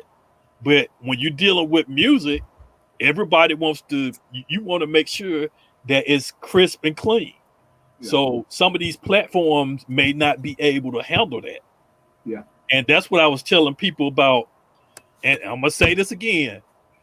Facebook and Instagram were not made for music. When they went live, when Facebook went live, it was for Apple phones only. They went live. You couldn't, if you was on Android, you was out of luck. If you had an Apple phone, you was able to go live only. Not no computers, no Androids, no iMacs. No, you had to have an iPhone and maybe an iPad. And then even then they had it, and I don't know. They said they still got it, but I haven't seen that feature because I haven't been live on the phone in a while. Is that when they went live, you could do two people to a screen. If you turn it in landscape mode, you can get two people. You can have you on the left and somebody else on the right. But I don't even know whether they still do that anymore. I mean, like, ain't that what you kind of promote with the hookups and the iRigs and stuff like that? That's what we're here for. That's what this whole chat's about. That's what I mean, like for real. I mean, the iRigs and the interfaces and everything that be able to hook your joint to your phone to be able to record yourself DJing live and this is what this whole chat's about. Yeah, but it's all a workaround. Like I said, it was never intended for it. So when some people when you don't have the right devices, or if you don't have it set up properly, like I don't know the settings for the iRig. Okay. I think you got to have it. You got either have it all the way up or all the way down. You got to be in the mid. Okay. What's it? Yeah, but I see all your posts about like the iRig, and I see all your posts about everything else, and then you don't even have these things for them. I mean, like, so I mean, come on, man. What? I look I don't up. need the iRig. I don't endorse the iRig. I don't recommend the iRig. Okay, so then, okay, Assassin, do you got the iRig? Yep. All right, let me ask you this. The question is, I know you got the iRig too, right? I know the Yeah. bottom part. You know how they got the little thing in the thing where you stick into your phone? Yeah. Microphone, The headphone. Yeah. T, the Okay, what about TRS. there's another thing that's on there, and there's another thing at the top with that? Yeah, that's for amplifier for the guitar. Yeah, quarter. That's Okay, the okay, quarter. the That's one that out. says for the cord in. Okay, it's like this. If I got an iRig, I wouldn't use that because I'm not using my phone. I'm using my computer. So how would I use that iRig to coming from the top? Because I ain't gonna use that little cord, that little piece, that you stick in your phone. The TRRS. Mhm. Yeah, I'm not TRRS. using The that. TRRS. Yeah. Yeah, so how would I use where would that other part, the top part? Because I know it's another thing at the top where you stick the cord into. Where that come from? Where that cord ends come from? The cord in goes to the RCA, but the TTRS won't go. You gonna hear no sound at all with that. Not a quarter inch, but okay. Now, Paul, are you using it for your computer? I don't know because I ain't got an iRig. I was gonna give me an iRig since they talk about it so much. But what I'm saying is how I got my, It's right not a now quarter inch. through my mixer. No, I'm just saying right now I use my stuff through my mixer, so I'm fine. I got a USB mixer, so I'm cool. But I'm saying I was thinking about getting the iRig, but I know I ain't gonna plug. I'm just using another computer. I'm not gonna use that from my computer that I'm DJing from. But no audio coming in then. When the audio come in, No. Well, if you're using your controller, I mean, it works as an interface. So, like, say if you use a Y cable, like okay, I don't have one with me right now, but say if you the red and white, right? yeah. Okay, cool. Okay, so you would plug that back into your master, right? Yeah, through my master. Yeah, I plug those two plugs into my master. Then I come out of my master for to go into the iRig, right? Right. At the top, right? Or the Well, bottom. no, damn it. He wouldn't use the TRRS if you go onto a computer. I'm saying if I'm coming out of my thing, if I got the iRig, now I ain't using the phone. Mm-hmm. I don't want to use no phone. I'm coming out of my mixer. My mixer is going to be RCA. My mixer is going to be a quarter inch TRS or it's going to be mono or stereo. That's what it's going to be. It had to be mono because the input to the iRig is mono. Okay, so that's what it's going to be. It's going to be a mono. It's going to be a mono. This is already an interface. Wait, say if you're going straight to computer, you already got your USB plugged into there. That's no. not. That's if I use my computer that I'm DJing with. I'm not gonna use that computer. I use another. When I go live, I got a separate. This computer I'm on there. This is the one I do all my live from. I got webcams going into it. I don't do nothing with my DJ computer, but just DJ. You got two computers. I see what you're I doing. got two computers. Yeah, I got two computers. I see what you're doing now. You're gonna need the RCA to the 3.5 from the your mixer got to have a master output RCA. That's right. It got that. My mixer got a master or control. Huh? Either master or control room. Yeah, your booth, whatever. Yeah. Yeah. Okay. Yep. All right. So that's what I'm saying. So if I come out of my mixer, it gonna be RCA inside my. Okay, the mixer I got right there is that mixer 2, whatever it is. It got a master, but the master is it got two masters on there. It got XLR and then it got RCA.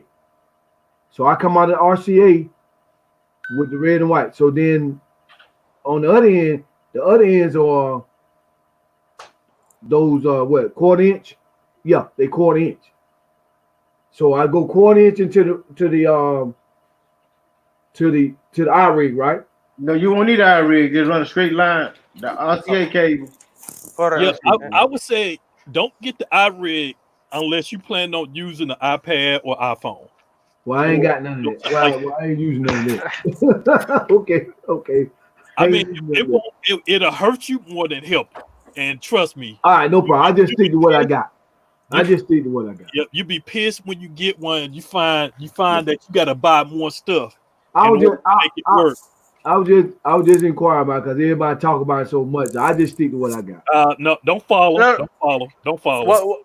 Well, no. I mean, if you want to do that, you can just be able to broadcast yourself from your phone, from your iPad, from whatever mobile device that you have, and then anything that you got going on, to see you DJ and stuff like that for good sound quality coming straight out of your DJ equipment and stuff like that. Because like the reason that everybody started hearing about this whole iRig situation and interface situation is because people would used to just take their goddamn phone and then they would just put themselves on live and then like everything would come out of their phone speakers. And then so the whole thing was to be able to plug your phone, but plug your DJ rig into your phone, and if you have an iPhone, you know they don't have the plug in there no more.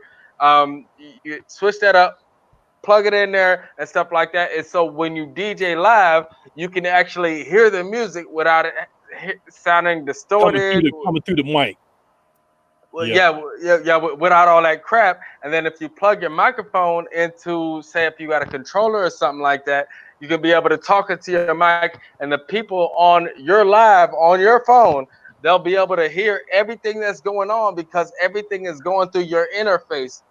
Everything because your controller is your interface. Because you got whatever controller that you use. I'm not quite sure, but like if everything goes to your mixer, everything goes straight to your phone, everything goes straight to your live, everything goes to your personal feed. You know what I'm saying? Does that make any sense? Yep. No, I feel I got you. I feel what you're saying.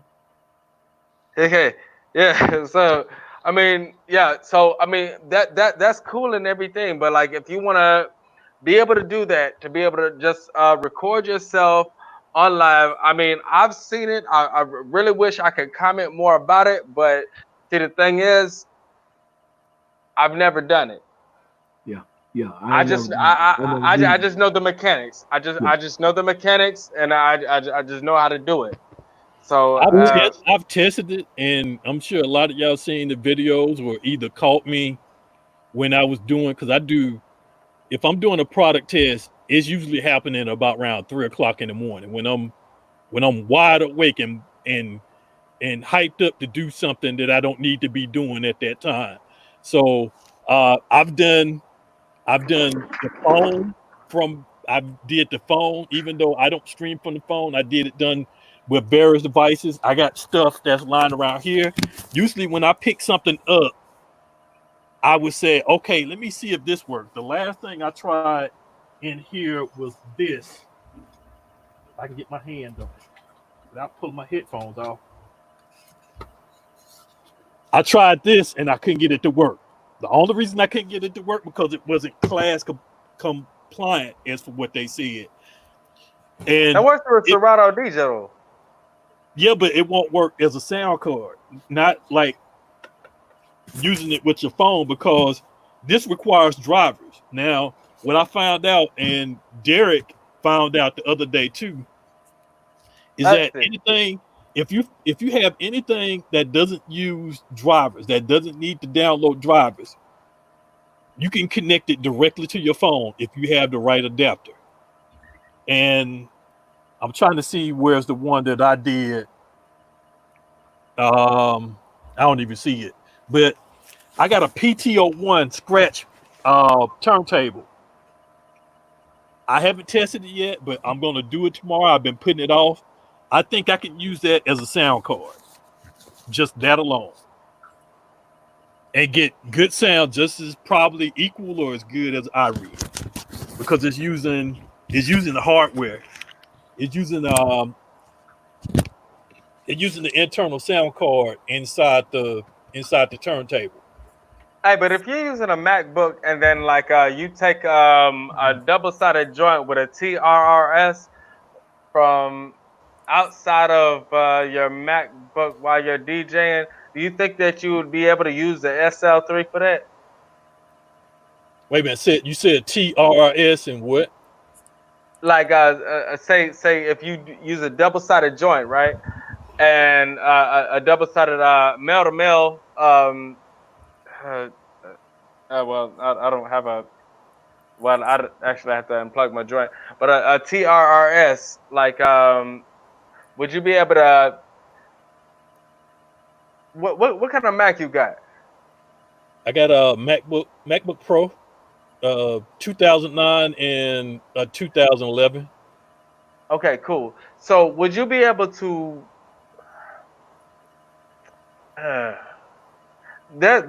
There should be a way around that where you could be able to use an SL3. Now, because you need drivers, and the phone won't work with it because it'll need drivers in order to recognize it. I tried it already, but anything that doesn't need drivers, I've been able to get it to work.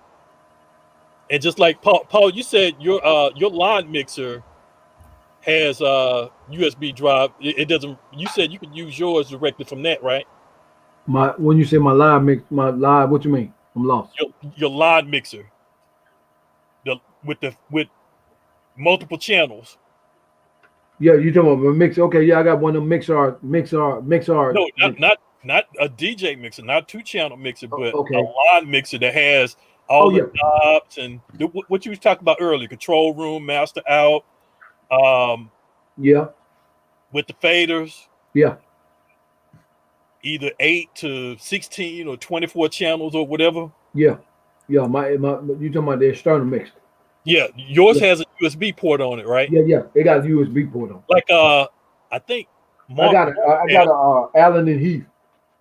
Okay, yeah, that will work, and that you can connect that to an iPhone or iPad directly.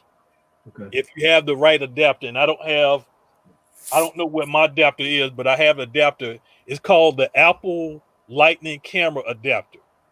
Yeah. And it plugs into the lightning jack, and then on the other end it has a lightning port for a charge or a pass through, and then it has a USB port, USB-A. Yeah. You can plug your mixer into that, and then into that mixer, and boom. Oh, you right. You sure right. You right. Yeah. Cause the little adapter thing you talking about, you got two things on the bottom, and the other part goes up in the top part. I got it. Yeah. All right, let me jump back on topic for a minute, unless somebody else got another quick question before Travis comment. Let's see, set up. I really wanted to get with somebody here that has done the Zoom parties. I mean, as for the promotion and marketing, I mean, they mentioned most of it. Yeah, that's gonna be easy. I'm gonna go back. I'm gonna have to go back and look at it when you put it back up. I'm gonna go back and look at it because I want to hear some of that stuff they were saying as for like with the setup part. Cause other than the other stuff, I got all that. I'm cool on it. I can actually do one, and we can revamp this whole thing. I can actually do a Zoom party, but I just need to know how to do them. That's why I've been writing down, like I've been writing them down. Yeah. So I can actually go ahead. I can actually do one, and it's not gonna be a problem. But like I mean, we watched the videos. Okay, we saw D Nice. We saw DJ Genius. You know, Gary.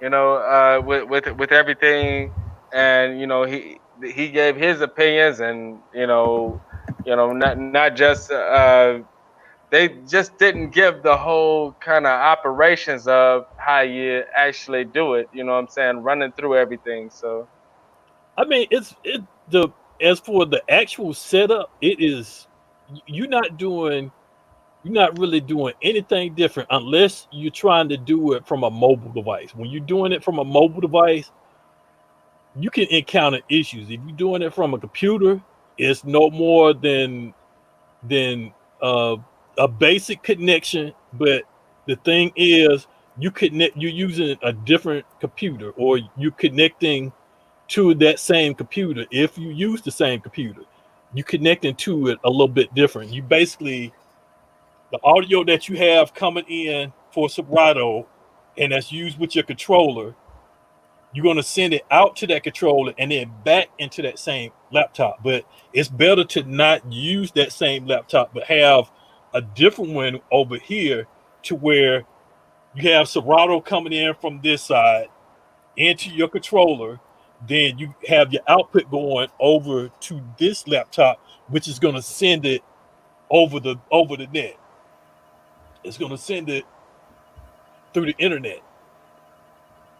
Now, as for the Zoom program, if you're doing it on a computer, it's easy. If you're doing it on mobile, and if you don't have that option checked, and if you don't have your sound right, then you can run into problems. But like I tell everybody, if you can do it from another computer, do it. If you have to do it from a mobile device, oh yeah, I can handle the hardware. I get you. The hardware is no problem. My thing is just making sure that it gets to YouTube, it gets to Instagram. Well, Instagram. You're not gonna do that. That you won't be able to do that. If you're doing Zoom is Zoom only. Not Zoom. Okay, so we're not talking about Zoom. You're talking about social media. Well, like say if we use like the network we're on StreamYard right now. Mm-hmm. I bet you $50 that I can DJ StreamYard and then be able to hook everything up. I just need all the hardware that I need and stuff like that to be able to do YouTube and maybe Facebook Live. Maybe not Instagram, but I think I'd be able to do that. I can open 2 different windows in another computer, like you just said. Mm-hmm. Right? Like you just said, I could be able to open up another window and everything. Go ahead, I hear you. Oh, okay, cool. I'm just reaching for something. Okay. And I don't see it. I bet you $50. If I had the hardware, I'd be able to do that. All I'm worried about is being able to broadcast that on my screen. So they'll get audio and video and stuff like that. I'll have 2 laptops, boom, boom. You know what I'm saying? And I can run my splitters. You're the MacGyver. You know this is possible. There you go. I just pulled out my Swiss Army knife right here. That's all you need right there. Yeah, exactly. That's it. Yeah. Paul, that's all you need. Okay. Don't get it. If you're doing the computer, that's all I'm using, my computer. I use it. I don't use I ain't got no iRead. Yeah, but that's for sound. That's for sound. But yeah, as far as video, and then video, nigga, you got to use webcam. They're gonna give you best option. All right, hold on. Let me step out for a second, right? You're gonna be using webcam, ain't you, Ace? Yeah, this a live video. He just decided to step off on a live video. Yeah. Yeah, but I'm saying, Ace, you're gonna use webcams, right? You ain't gonna be talking about no computer webcam, are you? Well, got to.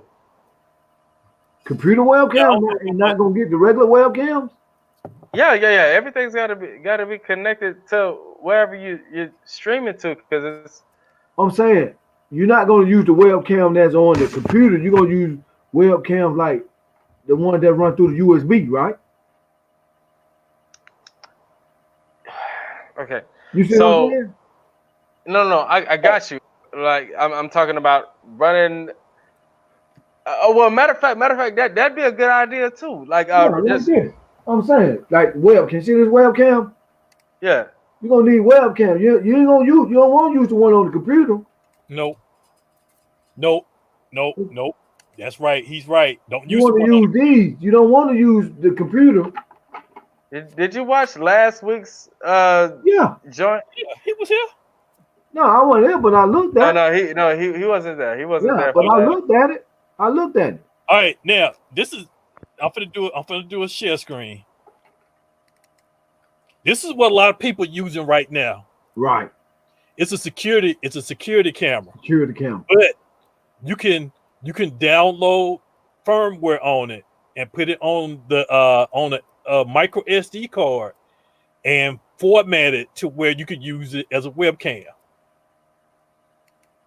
Oh, that's that thing I seen that Micro Center the other day. Dude was trying to get me to get.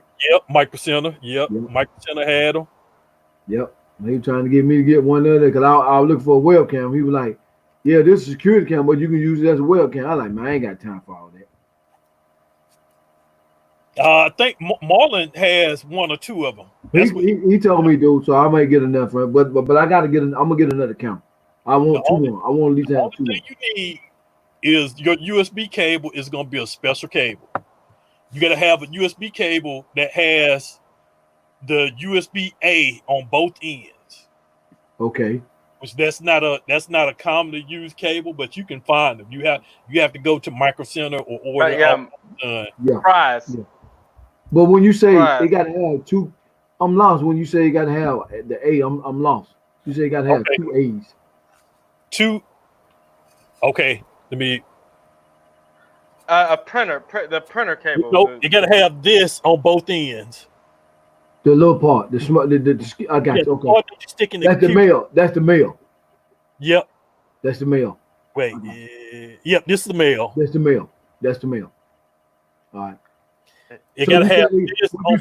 What you saying? They gotta have mail on both ends. That what you saying? You gotta have one end to plug in the computer, and then it has a female on the back of it. All right. So you need a bell just like the computer. I got you. I see. You talking about using this device, right? Yep. Okay. I don't want to use that. Trying to see, they didn't have a picture of it from the back.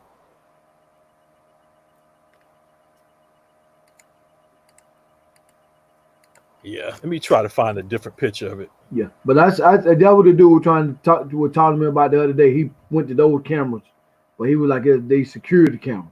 I'm like, oh no, man, I ain't studying. You know what? I got some in my garage. My son, I need to look at his shit. I might just make it a webcam. They security camera. If it's security cameras, if it's one like I think it is, it probably won't work. It's a Cat 5.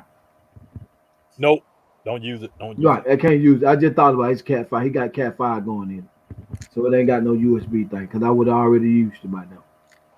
I just thought about it. Trying to find a picture of the. I'm just gonna give me another one I got. They work just fine. Let's see. I think this one. I'm looking for one now as we speak. Will that GoCam work? That GoPro cam work? You mean like one of these? Yeah, will that work? Yeah, the GoPro. Will not work unless you got the GoPro 8. Okay, yeah, the one I see on thing is GoPro 3. Nope. I think GoPro 8, and even GoPro 8, it has USB-C or Thunderbolt. Okay. Now, if you're using Windows, you can get any cam like this. There's like several different ones that you can use. There is one that you could use with Mac and PC. The ones that I have here, like this one is a 4K. Okay. I only paid maybe less than $30 for this one. You can use that as a webcam? Yeah. Okay, where I find that at then? Anywhere. Let me. What it's called? Because I'm looking. All right. Let me go back to Amazon.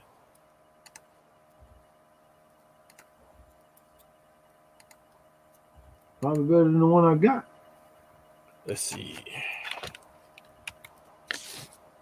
Let me see, what was the name of that? I'm trying to remember the name of it now. At that capture thing? called capture camera or something like that? Nah, there's one. Let me see. I think Travis, if you're in here, what's the name of that webcam? What's the name? It's a black one that works with Mac. But I ain't got no man. Rudy, I'm working with if PC right now. Rudy's in here, he knows. I forgot the name of it. Like I said, it's a bundle that comes with everything. Okay, I hope he's still talking about what we talking about. I'm trying to remember the name of the webcam. All right, I'm just gonna post some that I do know.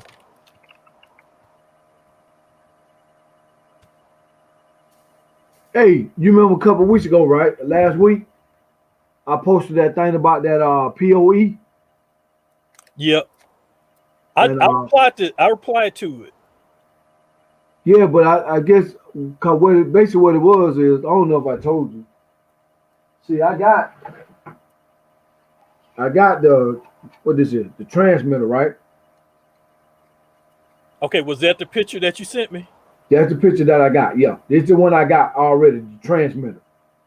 So the dude was telling me, I guess I got to get the. Well, I already ordered. I mean, I already did, so I'm waiting on it to come back. I had to get the receiver too.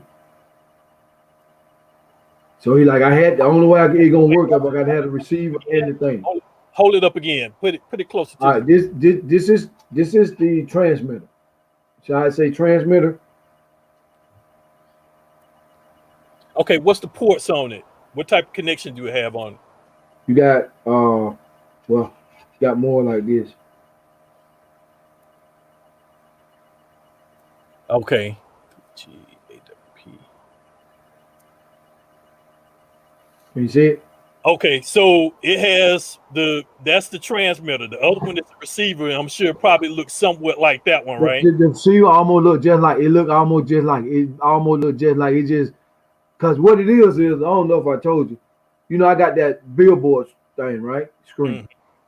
I got to try to get a live feed to that billboard. So the billboard, the card on there is a Cat. It is a Cat 5. Now that same day when you were telling me stuff, Logic did help me to some stuff, so he did help me out somewhat. But that just I can use my computer and load stuff on there now. Only like you can just send the file to it and that's it. I can't still do like no live screen. So to get live screen, I got to get this stuff, all this stuff. So to do like, you got to get the transmitter to work with the receiver. I need both of them. Mm-hmm. So I'm waiting on it to come. I guess it'll come by Saturday, but I need to know, because on the cards that's on the board of that screen is Cat. They got a Cat 6, Cat 5. He told me to get Cat 6, which I did. So I just got to wait till it get here to.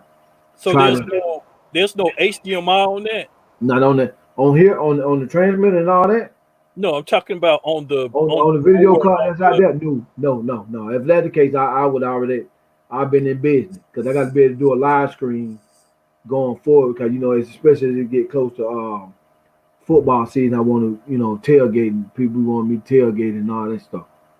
Okay, so now with the device that you just held up, you're not going to be able to connect the Cat 5 to it. The Cat 5 from that one is going to go to the other one. That one is used to transmit HDMI signal over a Cat 5 or Cat 6 line. Right. But you got to think about it. The receiver gonna have almost the same thing because the receiver, it almost look like it got the same thing. It got a Cat 5. It got a thing where you put the Cat 5 cable, Cat 6 cable, and it got a HDMI. So they got to work together. Okay, it's gonna be the Cat 6 coming out of the video card. The video card gonna have to go either right here, the Cat 6, or it's gonna go into the receiver. One of those. Then I plug my HDMI into one of these that send the signal to the screen.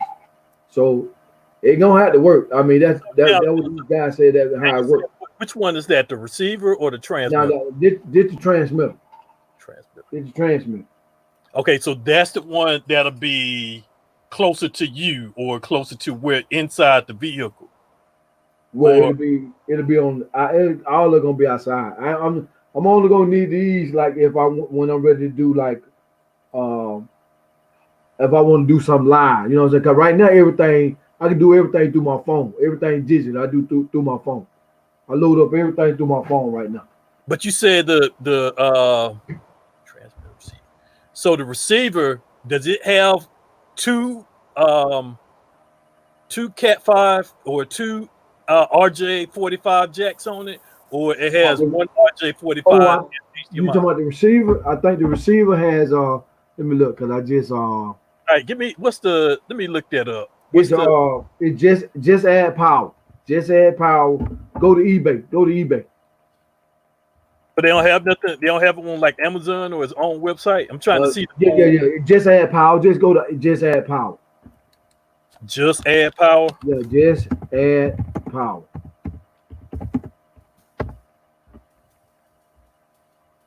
And you go to their website, HDMI over IP distribution.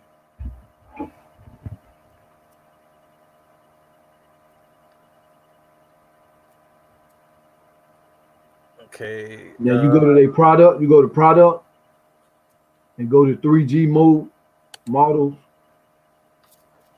Because my thing had to be 3G. Because this 3G. Huh? Okay, this is transmitter. Okay, yeah, you gotta have the transmitter. They say I had to have both of them. Anything almost cost me over $1,000, man. So go down to the one you see. The transmitter is gonna be let me see which one the transmitter. The transmitter is gonna be the one that says right there. What's a 3G transmitter? 505 or 515.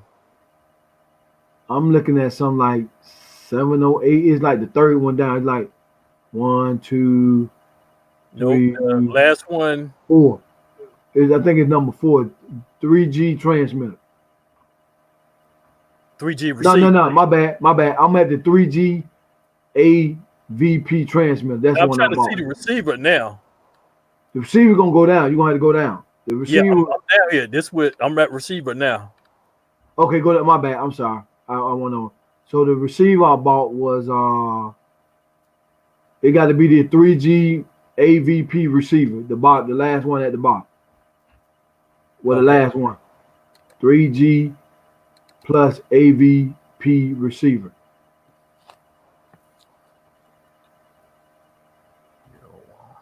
So that's the one I bought. I'm trying to get a better. Go to hit that download thing and it'll just pop up. Yeah. It'll just pop up.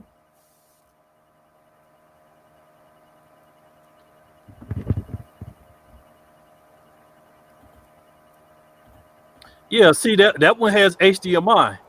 Yeah, that's what I said. You plug the HDMI to it, but the HDMI is gonna be coming from if I got the cable box or I come from my computer. Like I want to show what's on my computer on the screen.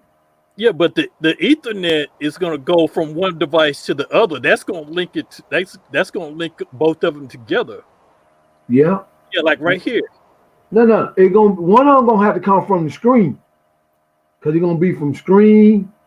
Cause the screen one gonna have from screen from my screens to one of those boxes, and then one of those boxes to the other box, and then that's what with the other box, whatever that is. That's why I plugged the HDMI into. Cause he said they got to work together. You can only they can't work alone. I had to buy both of them. So that's where I was like, do anybody know anything about this PoE? Cause I was thinking that I can just use one, but all the cats I kept, they're like, nah, dude, you got to get both of them. You got to use both of them. I bought something like this from Bargain Hunt, but it required it. It was the transmitter, probably was the receiver. It was the transmitter, right? Transmitter. But then I would have it provided up to I think either 8 or 16 receivers. Yeah, they got those, but I got to get that if you want to go out to that many, different TVs or whatever. But and you run a Cat 5 instead of HDMI. I'm gonna tell you now. That Ethernet right here. Which one? Which one you look? What you looking at? I'm looking at the receiver. The Okay, I'm there. This Ethernet right here connects to the Ethernet on the other one. That links them both together. Okay, hold on. Let me look. Hold on. All right, let me see. I can guarantee you that. Now, Okay, if it would have had another, well, that means I'm gonna need another fucking this is for it ain't HDMI. gonna work then. It might. Well, I don't know how that's gonna work because my receiver, my thing on the from my wall is Cat 5. So it got to cut. You see what I'm saying? But see, there's no way for it to connect because you have to connect the transmitter. I see what you're saying. Honestly, yeah, you're right. I mean, it's like this. So it's just like, how in the world? They just like if I got this. Hold on. It's just like if I got. Unless it's using USB to send. Other than that, the HDMI out. That's your video source. That should be your video. And I bet you on the transmitter, there's the HDMI is an HDMI in. Right. The transmitter got HDMI in. Yeah, that's for sending. This is for sending HDMI or a video signal. In this case, 4K over a long line. Okay, so hold on. So are you saying that with if I got the receiver right, I'm looking at it too. One of them gonna have to, like I say, 8. Okay, let me see. Because it seems like to me that if that what you're saying is like it's HDMI from one thing that goes into the transmitter or the receiver, then but the Cat 5 from the screens got to go into one of these things.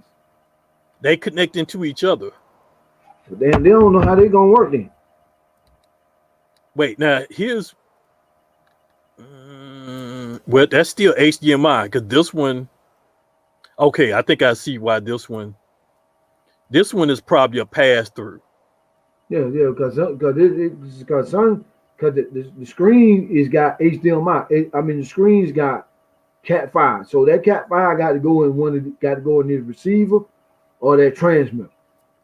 Now, do you have a better picture of the box that's on the screen? I know you sent a picture of it, but yeah. Let me see. The port, let me see. Let me see where you can put it up. It's the card is let me tell you what the card is. You can pull the card up. The card is a let's see the card. The video card on the screen is camera.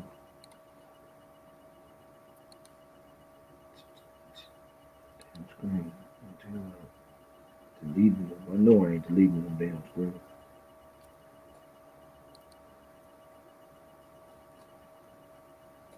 Okay, here go the video card. Okay, the video card is a C15 HD. Let me see, HD. HD C15. HDC. Yeah, okay. LED card. HCD 15.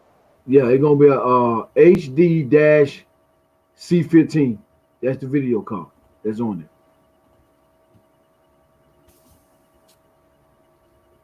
It's HUIDU HD C15 full color ambient card controller, whatever the hell that shit say.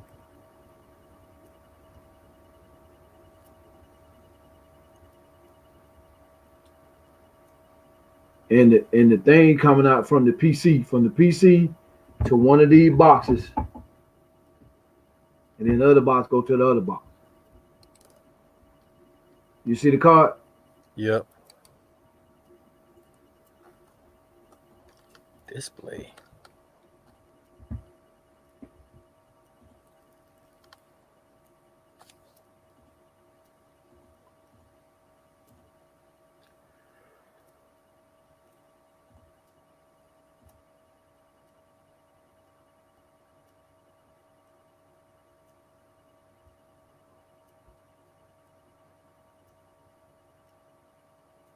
Right now, if you look at the video card, I got a HD, I got Cat 6 plugged into the PC, and that's what I plug into the computer now when I want to just send it from the computer.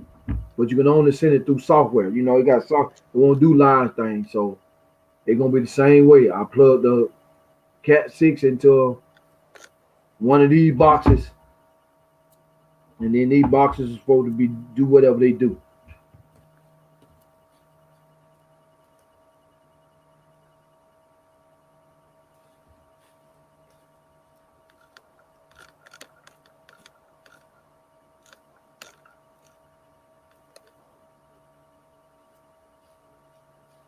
See him right here. It says Ethernet communication.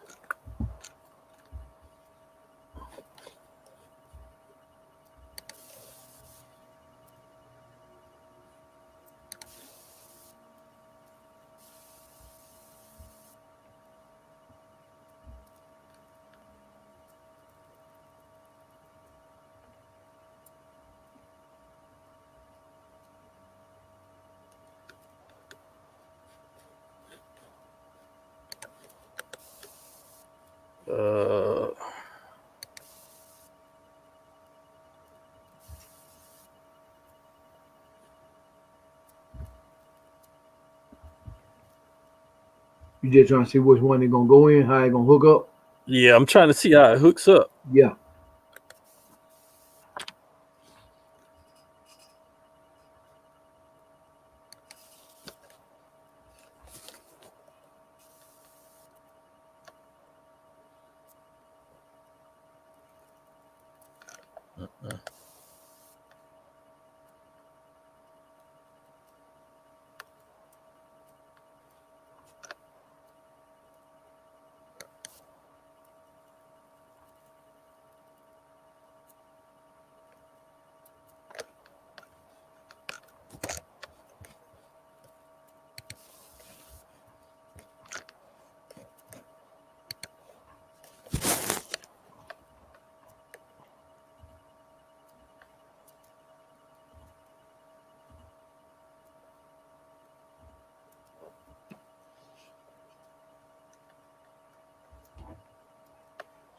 Now, does yours have the Wi-Fi card on it?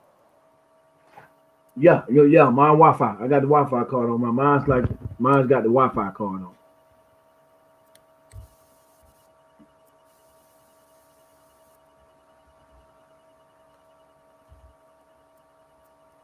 Oh.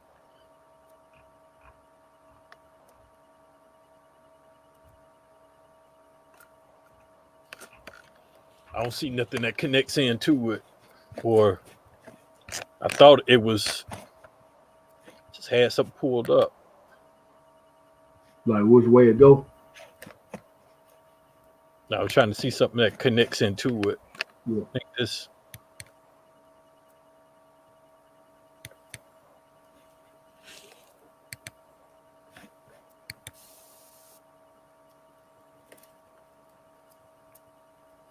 The order, so I guess I get in. I think it come Friday.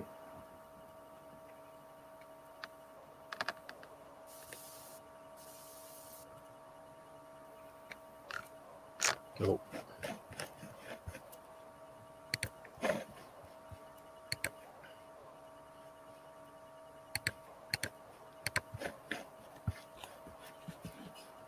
All right, you got anybody got any Zoom or virtual?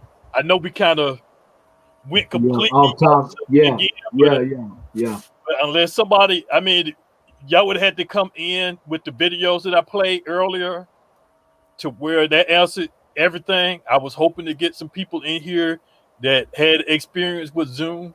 I mean, I can explain. I mean, Zoom is not that hard. What I was trying to tell Ace, I guess that he just needed to update. He just needed to update his version as for what he was doing that he couldn't connect.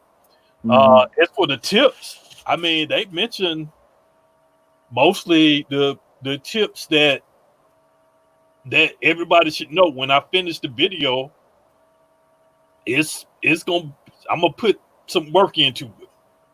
Yeah. Well, I'm gonna go back and look at it again anyway myself because they, just to go through everything that they said. Okay. Well, if there's nothing else you got to say, Paul, I'm finna wrap it up. Okay, yeah, check that thing out, man, if you can. Okay. All right. Anybody, all y'all that's tuning in, thank you for tuning in this week. Atlanta DJ Zone Tech Tuesday Live. I'm gonna let Paul sound out real quick, and then I'm gonna sign out. All right, Paul. Oh man, come on, man. We do this every week, man. Hey, you never Yeah, know who's who watching. Yeah. Yeah. All right.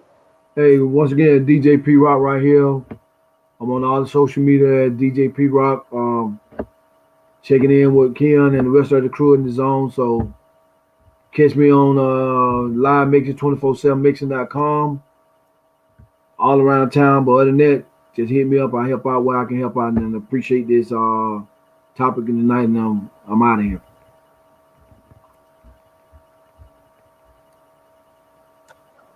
All right, I am back. Thank everybody for tuning in, for the comments. Let me see who was here tonight. We check. Travis, thank you for tuning in. Killer Cat, why did you not come on? You were my person to talk about Zoom, and I couldn't get you on. So maybe we get you. You will make the video. I still got to do some more editing to the video. Michael, Subconscious, thank you for tuning in. Ace, Paul, Rudy, Thomas, which he's asleep right now. Thank everybody for tuning in. The video, if you didn't catch the beginning, the first hour or less than, I think it was the first 40 minutes. You need to go back and watch the first 40 minutes and hear the guys that I interviewed for the Zoom. I tried to hold it off for about 15 minutes of the podcast. I started on time today.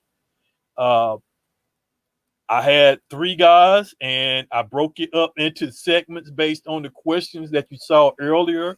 I had them to do an introduction. I had them to talk about their first Zoom or their first virtual event, and then also share some do's and don'ts.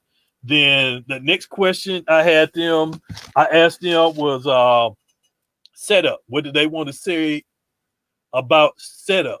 Sharing setup for doing a Zoom or a virtual party, and then also promotion, advertisement, marketing, and then the last thing was not like the next to the last was pricing. How would you do your pricing with Zoom? And then I let them close out with sharing any other tips or techniques that they wanted to share about doing a virtual Zoom party, and that pretty much covers it. I still have some footage that need to be edited that hasn't been posted on there, but the 3 guys, there's a total of 5 people that I got, and 2 people I didn't get their stuff until late today, and I hadn't finished editing the stuff that I had before I could add somebody else.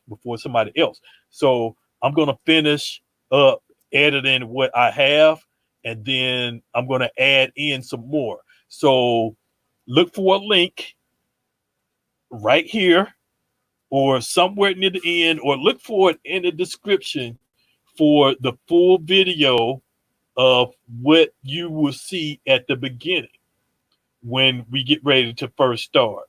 So I'm about to wrap it up. Thank everybody for tuning in. Make sure you like, share, and subscribe. I will catch y'all next week. Peace.